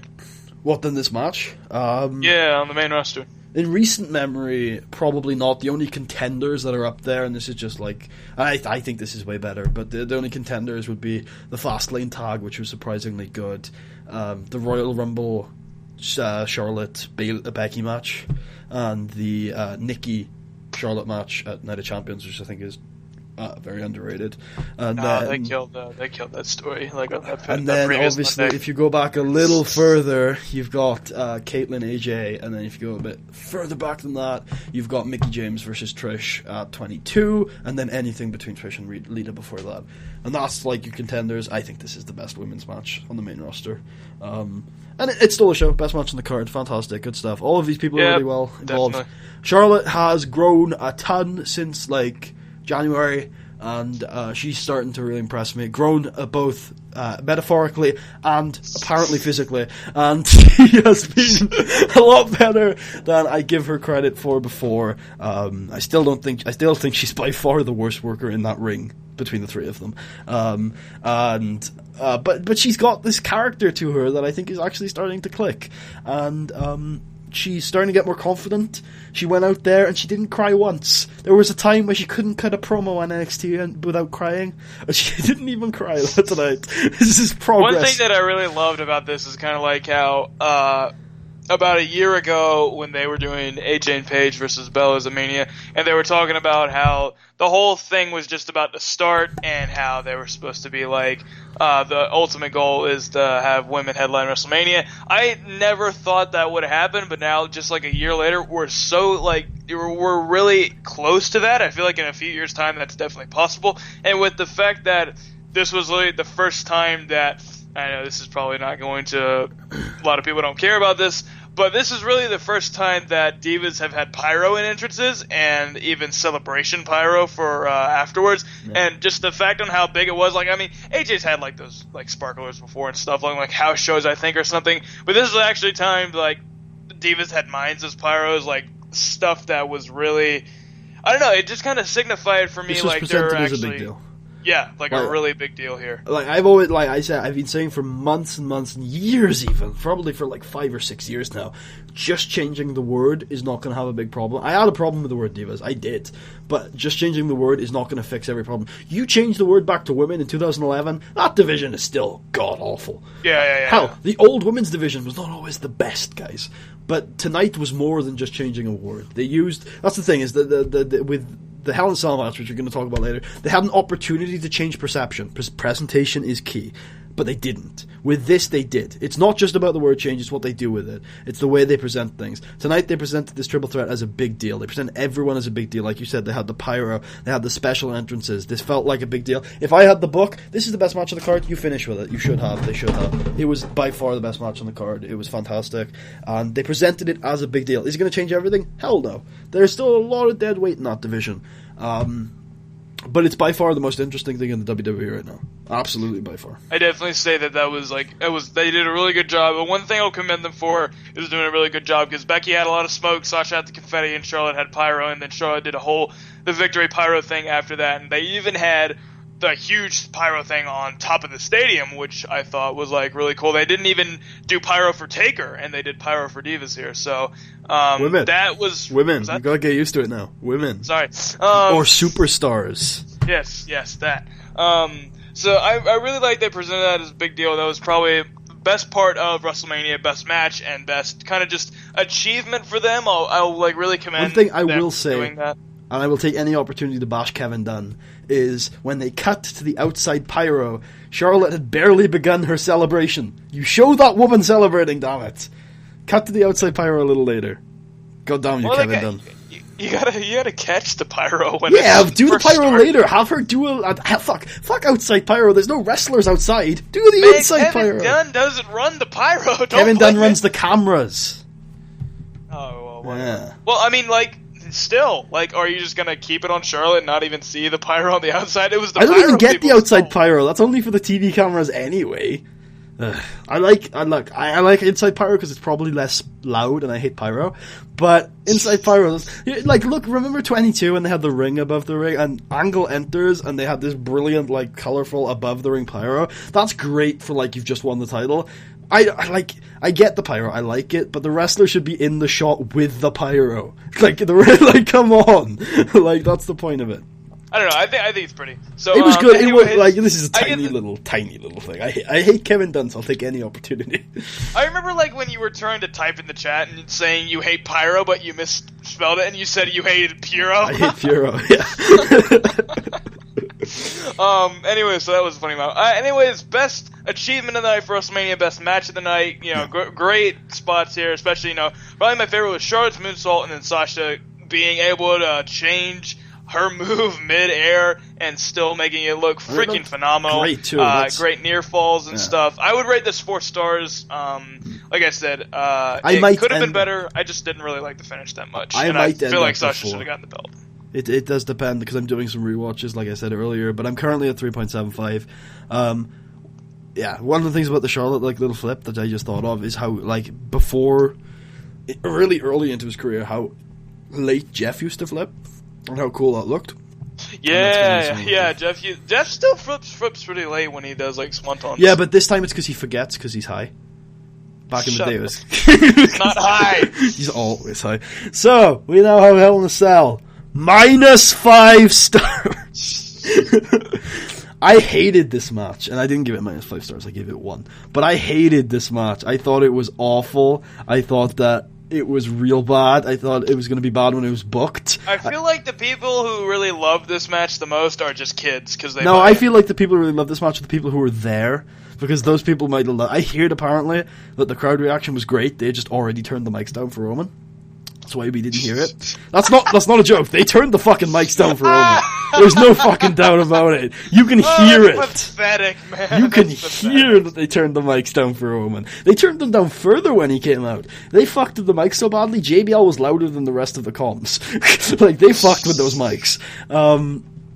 But no, like, I like, apparently the crowd reaction was great for it. Another reason to hate this company. The only great thing about the match was the spot, and even then the spot was awful, because they should never have done it, because it's 2016, and Mick Foley has, like, said for years he regrets doing that spot. He thinks nobody else should have to do shit like that again. Shane O'Mac, you're a crazy motherfucker. Don't bring your kids to watch you die! Don't do it, Shane O'Mac! Wait, hang on. This is WrestleMania, this is Shane McMahon, there had to be at least one big spot. No spot. The spot is the coast to coast. Do the coast to coast. Why does he did the coast to coast? Yeah, Damn it, I know. Just stop there. Stop there. No, we need more. Why does Foley regret the big spot? Tell me. Because I think it did, like, I think it probably took years off of his career. I think it's the injuries. Apparently his kids were traumatized by it when they saw it on TV. Apparently it was just, like, he just regrets it. So it's just a really awful idea in 2016. I don't mind big spots, but that's too big, and big spots only work in the context of a really well built match story. Like, look at the Seth Dive in the Evolution Shield stuff at Payback. That had been building where Shield were willing to do anything, and they'd been built and built and built in a really good match where everyone told their story perfectly, and then he did it, and it was great, and we popped, and it was fantastic. This was just Shane and Taker doing as much as they can to keep themselves really alive, because they were probably gassed from, like, second 3, because they're old men, and I don't blame them for getting in the ring. They love the business, that's great. The match was god-awful. I didn't see, like, nothing was good. I can't say a good thing about this match. I think 1 star is generous. What about, you know, you were giving your opinions on that stuff. What about when Dean in Hell in a Cell 2014, when Dean bounced Seth's head off the cage and Seth flew off, and then Dean decided to jump with him, and they both crashed into the after. I mean, I didn't end up like loving that match because of other reasons, but at least I felt there those two guys were doing decent stuff in the ring, and then and they were also that was probably the most heated feud in recent WWE history. Like, those two hated each other, and they were great at hating each other. But again, the spots alone do not make good matches. You need to be building to them, and that's why not every ladder match is 5 stars. Well, I mean, depends who you ask. But little Dave would disagree. Little Dave loves ladder matches. No, I just ladder match spots aren't even that bad. It's just this kind of spot. Why would you do such a thing? Yeah. Very silly. My opinion on the match, I mean, it was good. It was well, no, it really wasn't good. But yeah, you said something wasn't good. Shut up. I don't really know how to feel. Like, I knew this match was a bad idea from the start. I think it's way too random. I feel like there's literally no story. I mean, there is story behind it, but I don't feel like Taker really has anything to do with this, except for just being handpicked by Vince, and he really has, no reason to want to try and, beat up Shane unless, it's the thing where he's going to be his last WrestleMania. I think... Can I say that I think they almost built a story with Taker that when someone challenges him to a match at WrestleMania, he agrees. Because they did a little bit of, they didn't do this very well. They did a little bit of promo stuff hinting to that early, and then this was the only thing I liked about this entire thing that night, is that after the match, he kind of looked back at Shane, but instead of doing his usual, cold, turn back around, do his hand thing, he just had a smirk on his face, yeah, I fucked you up, son. And then just walks to the back. He's like, yeah, okay, this isn't dreadful, but the fact that was the only good thing about it. And in fact, we were all sorry, I know you were talking, but we were all expecting a bunch of interference from this match, and this basically to be what Sting Taker H was last year, just to be a clusterfuck of 10 debuts and 10 old fucks, and Vince takes a bump or two. I would have preferred that to what we got, honestly. Yeah, I mean, I agree. Like I said, I just really have no feelings about this match. I don't think the concept was good. They should have done something else. Shane should have probably picked somebody to represent him. I don't know if Shane wrestling was a good idea itself. I mean, it was cool to see coast to coast and stuff, and this, big high spots. We could have seen RVD do coast to coast. Man, I really love RVD. RVD's fun. He's a fun man. I did like One Night Stand 2005. It's 2006. I will say that RVD gave us one really nice night. Okay, anyway, shut up. I let you talk. It's my show, alright? Don't tell me to shut up. I can shut you up anytime I want. Okay? Please don't. Please don't. Okay, now you may talk. Okay, yeah, I really don't have any words to say about this match. It was I don't know. It was just a cluster of stuff. It was pretty random. It was really, really slow. There was a spot and then go slow for 5 minutes, and a spot and then go slow, and then I don't know. This was really nowhere near kind of a wrestling match. It was this just Taker's worst WrestleMania match since Big Boss Man inside the cell. Yeah. Yeah. I don't was know. it better, or it was definitely worse than the Mark Henry 22, right?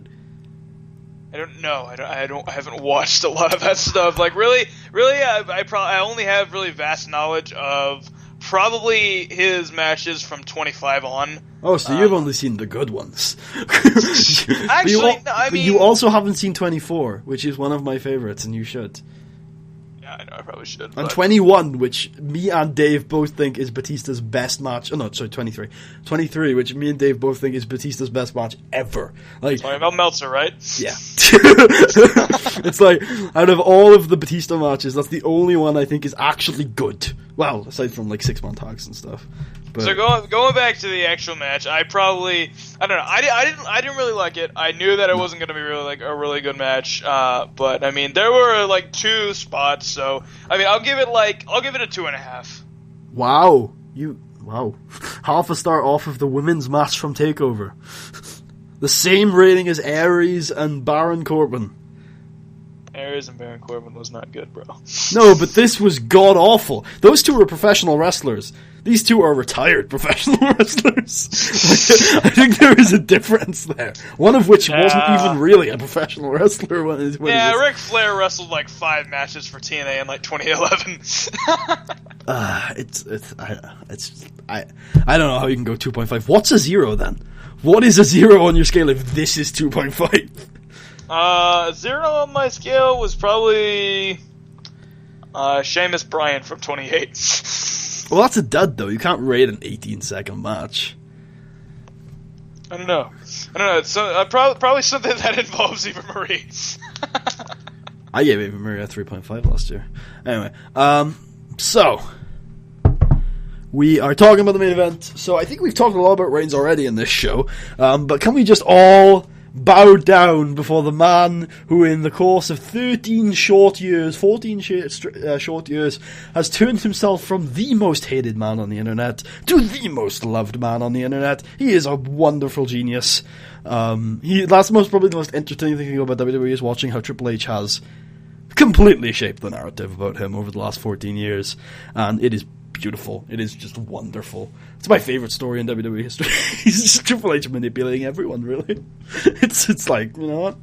I don't really give a shit. I really, really wanted Triple H to just masturbate in the ring over Roman Reigns' dead body, and then give shovels out to the fans as they dig grave for Roman Reigns, and then they just bury him literally on air as Rocky just Okay, stop going into Warhawk mode. We get the point. No, I don't hate Roman Reigns. I just would have like that. It's not anti-Roman Reigns stuff. It's pro the ridiculousness of Triple H being as over as he is in 2016 with internet fans. It's not that I hate Roman Reigns. It's that I kind of just want to see this Triple H thing get taken to 11. I want to see Triple H literally bury someone and be cheered for it. I thought for a while that they were actually going to keep the belt on Triple H. I don't think there was anywhere they could have gone with it, and I think this was all about giving Reigns a Mania main event win because Vince wants him to have one. I think that's what it was always about. It's what it was, but I mean, they are known to pull a few swerves here and there. But they pulled a ton of freaking swerves on this show. Yeah, but they only pulled those swerves so they could make some money on it. Okay, anyways, thoughts about the main event. I didn't really like it at all. No. I thought it was slow. I didn't think nothing memorable happened. I didn't think that, I don't know. I think it was good. This was like, bear me, I was like 5:30 in the morning, so I was like trying my best to stay. I was falling asleep through the first half of the match until I actually just sat up in my bed to start watching it because I was laying down. And nothing really interesting happened. I really want to know who those guys were that were lined up in his entrances, in Triple H's entrance. I want to know if they were like NXT guys or something, because I think that would be cool, because like he's done that for the past like few years, I think.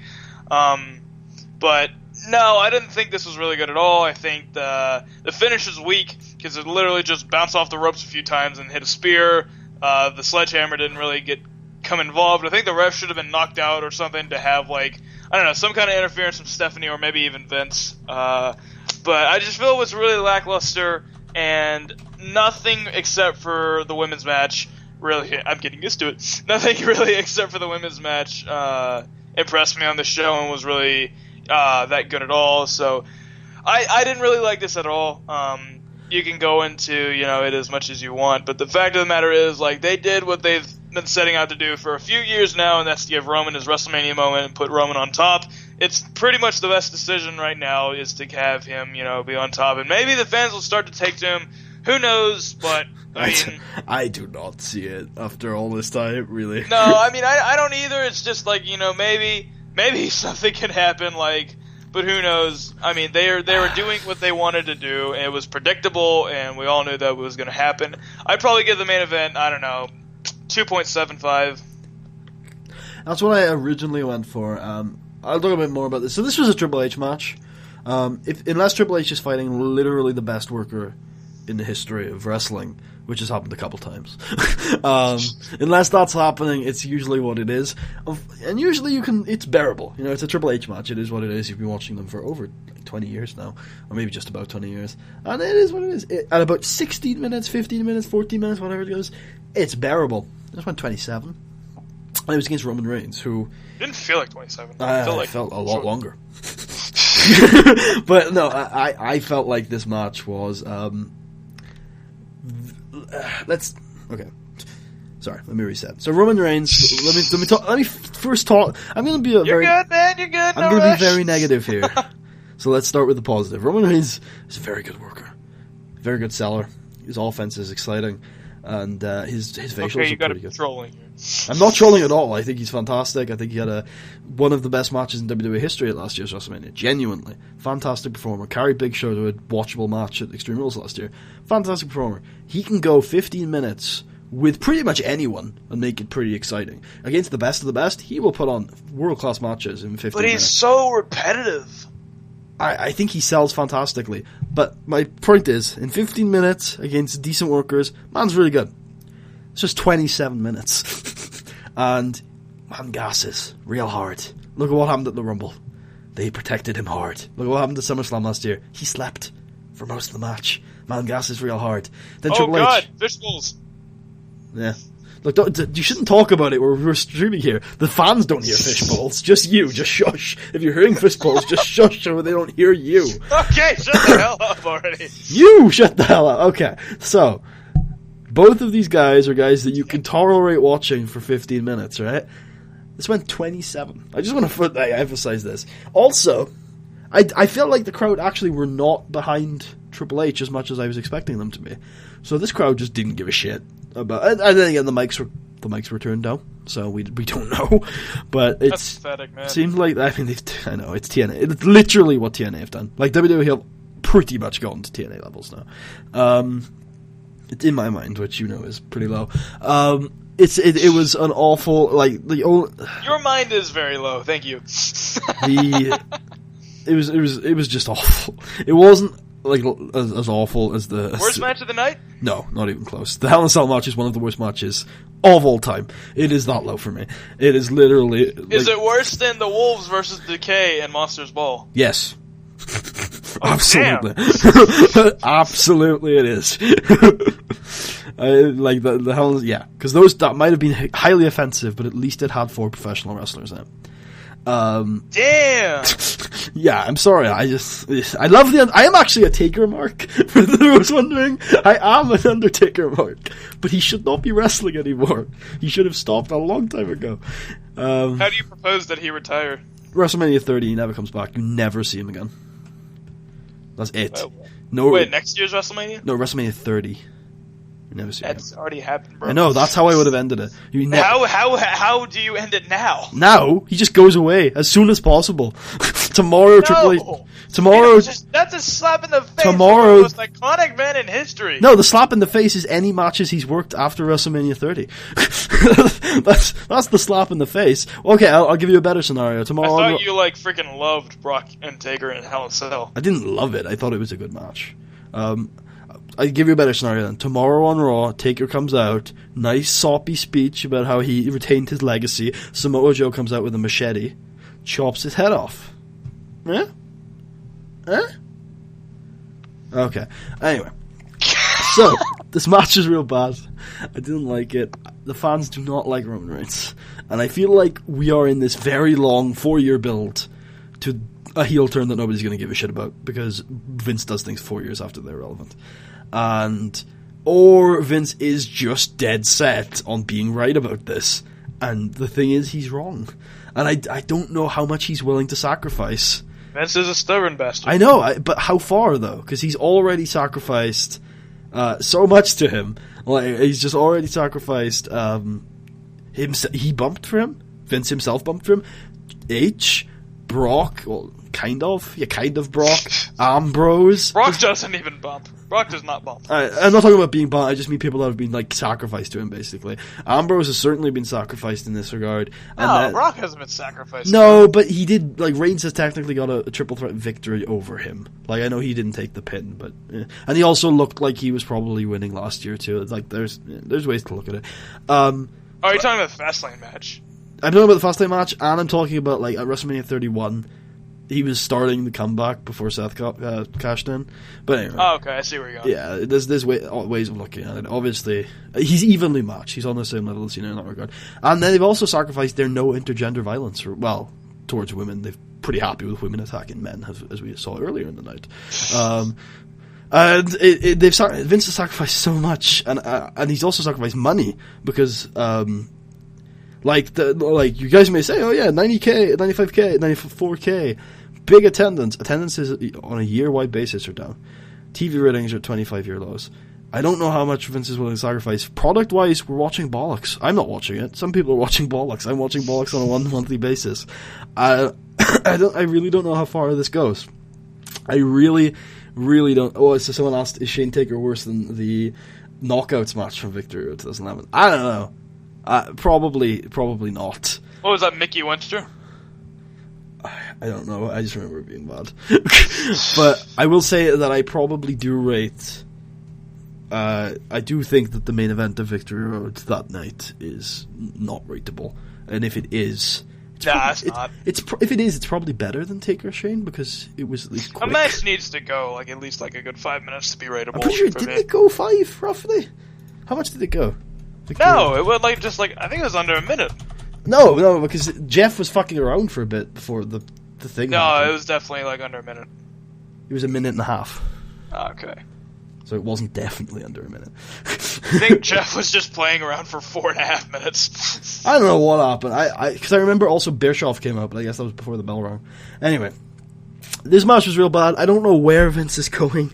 I don't know why this is. Roman Reigns, by the way, is a 3-time world champion. Just putting that out there. It's just such a disaster. I wonder why people watch this. I really do. It's so bollocks. Like, you're not going to get what you want. The women's division is... I guess loyalty? Like, the same reason like I watch TNA or something? Yeah, I guess. But I don't know. With you, it's a little easier, though, because you're watching 2 hours a week. It's not that hard. It's literally 3 hours is a just week. It's 5 if you watch SmackDown.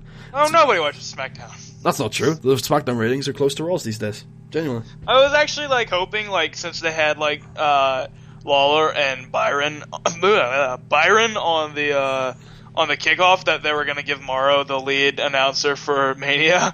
Well, they did have Morrow on the kickoff show. Yeah, that's what I was saying. Like, I thought that they were going to keep him because, like, usually, like, I didn't think that they had different announcers for the kickoff and then the main show, like, in the previous years. So I got, like, really excited that, like, Morrow was gonna. But then I was like, okay, like, this is like Morrow's first WrestleMania. Maybe he just needs a bit of like training. Cole can really like Cole. Cole is very annoying. But... Obviously, he's a better announcer. The thing is, you've got to look at it in Vince's eye.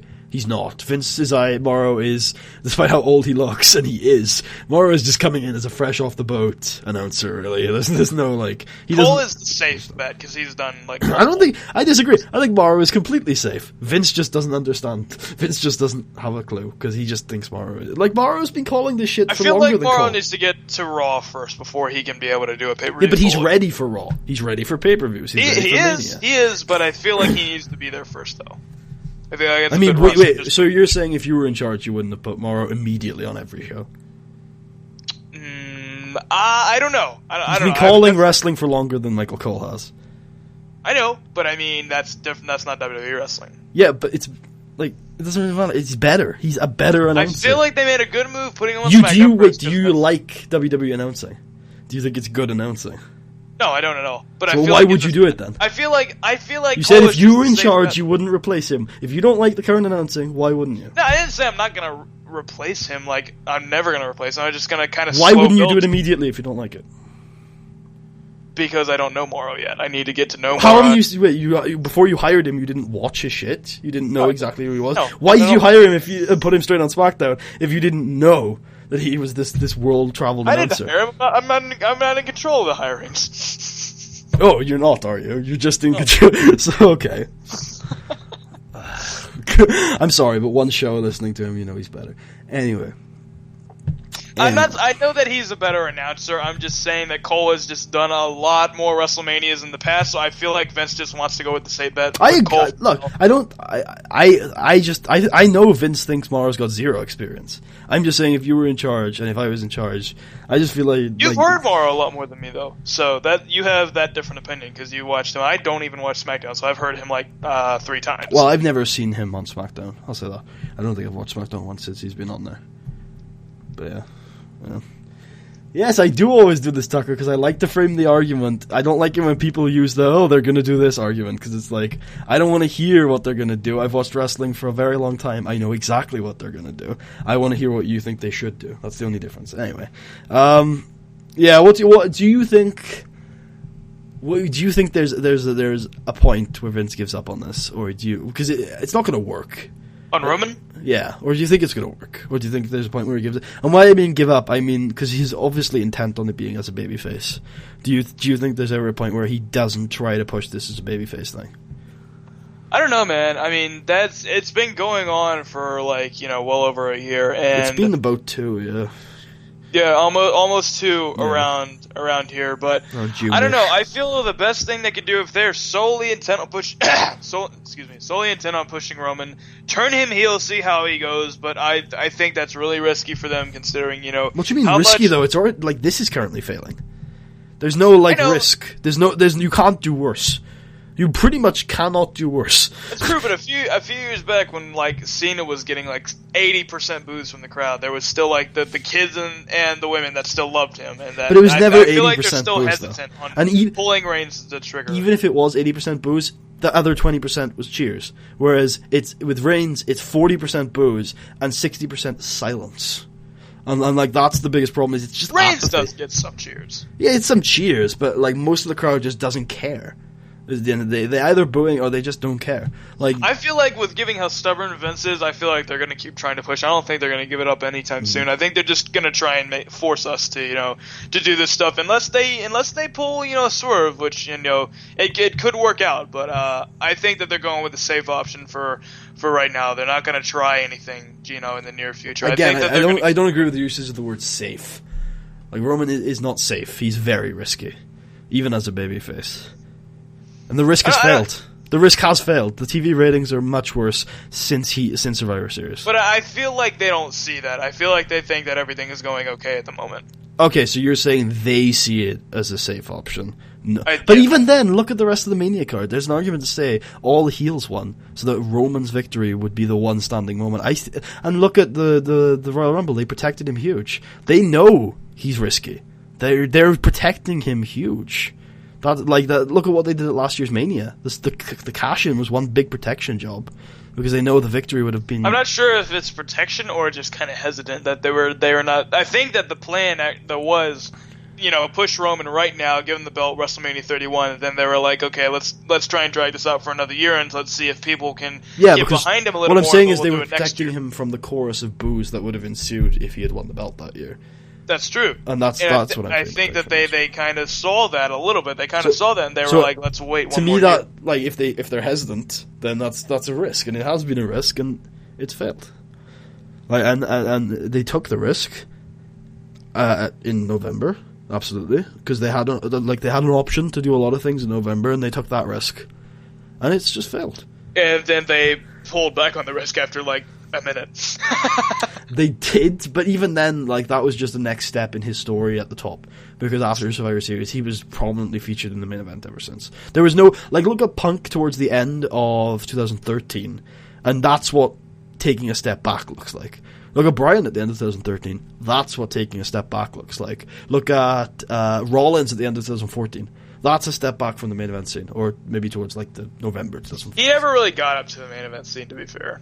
I mean, the Cena match and then the Royal Rumble. Actually, tell you what, look at Fastlane for Rollins, and that's a step back because Rollins had a title match the previous, and then he was in a 6-man tag. But with Reigns, literally every pay-per-view since Survivor Series, he's been in a title match or a match, a number one contenders match at Fastlane. So it's literally he is the ace now, And I don't think they're going to pull the trigger. They're going to stop it anytime soon. I feel like they're going to keep pushing this until they believe that it's working. I mean, we've seen it before. It's just before 50% of the crowd was loving it, and the 50% of the crowd that was hating it was buying the pay-per-views and watching the TV show. Unfortunately, that's just not happening anymore. In 2005, 2006, we saw good drawing numbers from John Cena, but we're not seeing that from Reigns. And we've seen it before. We know the strategy. We know the formula. We've seen it before. We were all there in 2005, 2006, 2007. We all know what this looks like. We can see these guys like Kevin Owens and Sami Zayn, and Rusev is a big one. Like, Rusev is... Is it just me, or does Rusev look a lot tinier now? He's always been quite a bulky man, but, like, I don't know, the thing with Rusev is that... He looks like really tiny compared to Sheamus now. I mean, in terms of height, yeah, but he's certainly stockier. But like, we look at it, you can see all these guys, and you think to yourself, "Oh, these guys have potential." They're never gonna get there. They might win a title or two, but I hope that Rusev gets a push. I like Rusev. But I mean, you can look back at Umaga, at Shelton Benjamin, Wade Barrett, all of these people during the Cena era that we thought, these guys have potential. Wade Barrett, King Barrett reminds me a lot of that Wade Barrett guy. Yeah, I have no clue. I have no clue if the two are related or not. All right, so quick question: since we've gone over all of this, I mean. For me, it doesn't by far, but does this WrestleMania top last year's for you? This is the second worst WrestleMania in history. Oh, okay. Is 27 the first? No, 27 is the third worst. WrestleMania 9 is the worst WrestleMania in history. Alright then. 9, 20, 32, and then 27. So, like, did you like 31, or did you, like, kind of I like 31. CBA about it? Yeah, 31's probably in my top 10. Okay, yeah, I like 31. I think 30 is probably my... 30 and 28 are my favorites. Yeah, so 17's at the top for me. Well, I mean, I can only really count 27 on, so... I mean, actually, no, 25. Wait, have you not seen 17? You need to watch 17 if you haven't. It's got TLC, and it's got Austin Rock. Oh, did they have, like... Did Regal open the show on that? Oh, you might have. I think it was an Intercontinental with Regal, RVD. I think or maybe Regal... I'm sure RVD I think I started Wasn't to watch it a unification match of, like, the European... One second. Yeah, I think it was. WrestleMania 17. One sec. Or X7. I think I started to watch that, but I think I backed out because I was, like, tired, because I, like, watch all my stuff at night. Regal didn't... Oh, yeah, Regal did open the show. It was an Intercontinental title match with Jericho. Yep, that's what it was. Yep. And then we had a hardcore title match with Kane and Raven and Big Show. I remember when they had Big Show versus Kane versus Kali versus Daddy V. Yeah, so that was the top four matches on that card was TLC, Gimmick Battle Royal, which is the dud, and then Taker, Triple H, and then Austin Rock. Oh, it was the first Taker Triple H. It was the very first Taker Triple H. So, all right, well, good stuff. So overall rating for WrestleMania. Don't watch it. My rating for Takeover is watch it. My rating for this one is don't watch it. Do watch the women's match, though. It'll be a historical match. I'll always remember this match. And everything else I wouldn't watch, really. I mean, if you really like Zack Ryder, watch the IC title match. Otherwise, I probably wouldn't watch anything else. Pre-show was pretty good.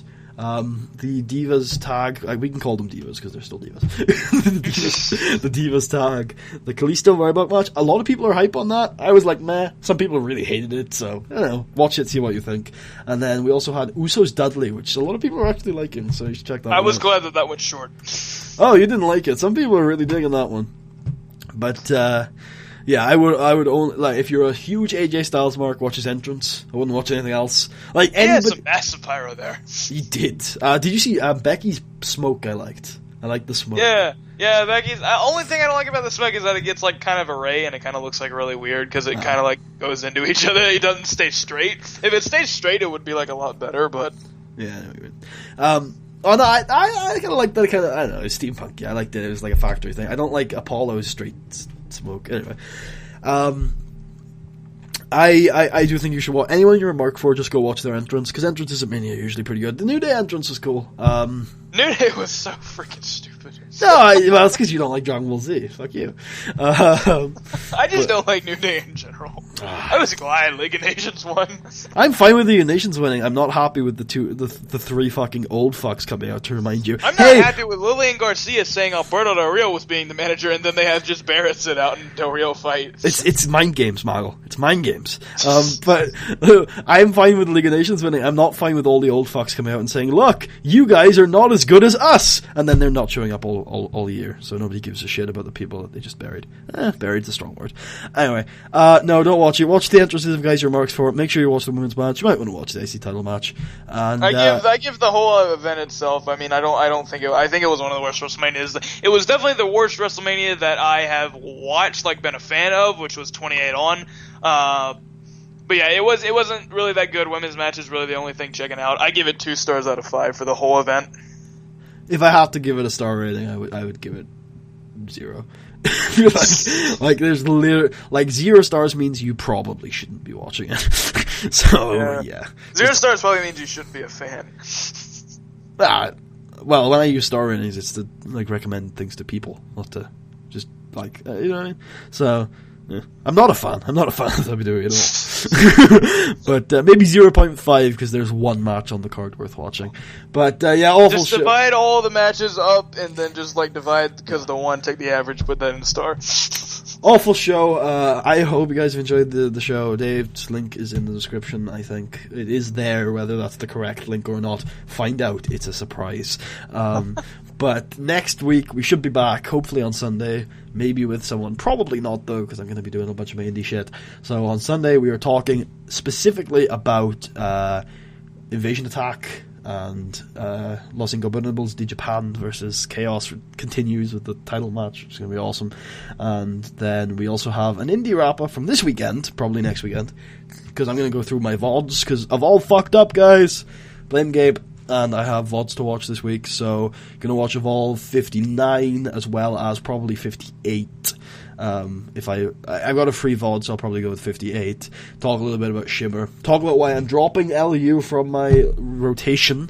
We'll talk about that next week. And but I would like to go to PSA for you tonight. Don't watch Raw tonight. Well, you should watch Raw tonight. Smokermania is good, but stop watching this show if you hate it. So many of people who watch this show, who comment on the internet, hate it. I'm fine with people watching WrestleMania. I do it too. I'm fine with whatever you do. You guys do what you want. But if you really want things to change, then stop watching, because if you look at it, things might have changed a little bit tonight with the women. That's after 5.5 million people have left since WrestleMania 17. 1.5 million people have left since WrestleMania 30. Numbers speak louder than anything, really. And even though they might boast about their big attendance tonight, they know they're in trouble. And if you keep telling them they're in trouble, they're gonna recognize they're in trouble. So, with that said, thank you all for watching. I hope you guys enjoy your wrestling. Make sure to branch out. And Dave, want to say goodbye? Goodbye, everybody. Thank you for watching. Smack the like button. See you guys next.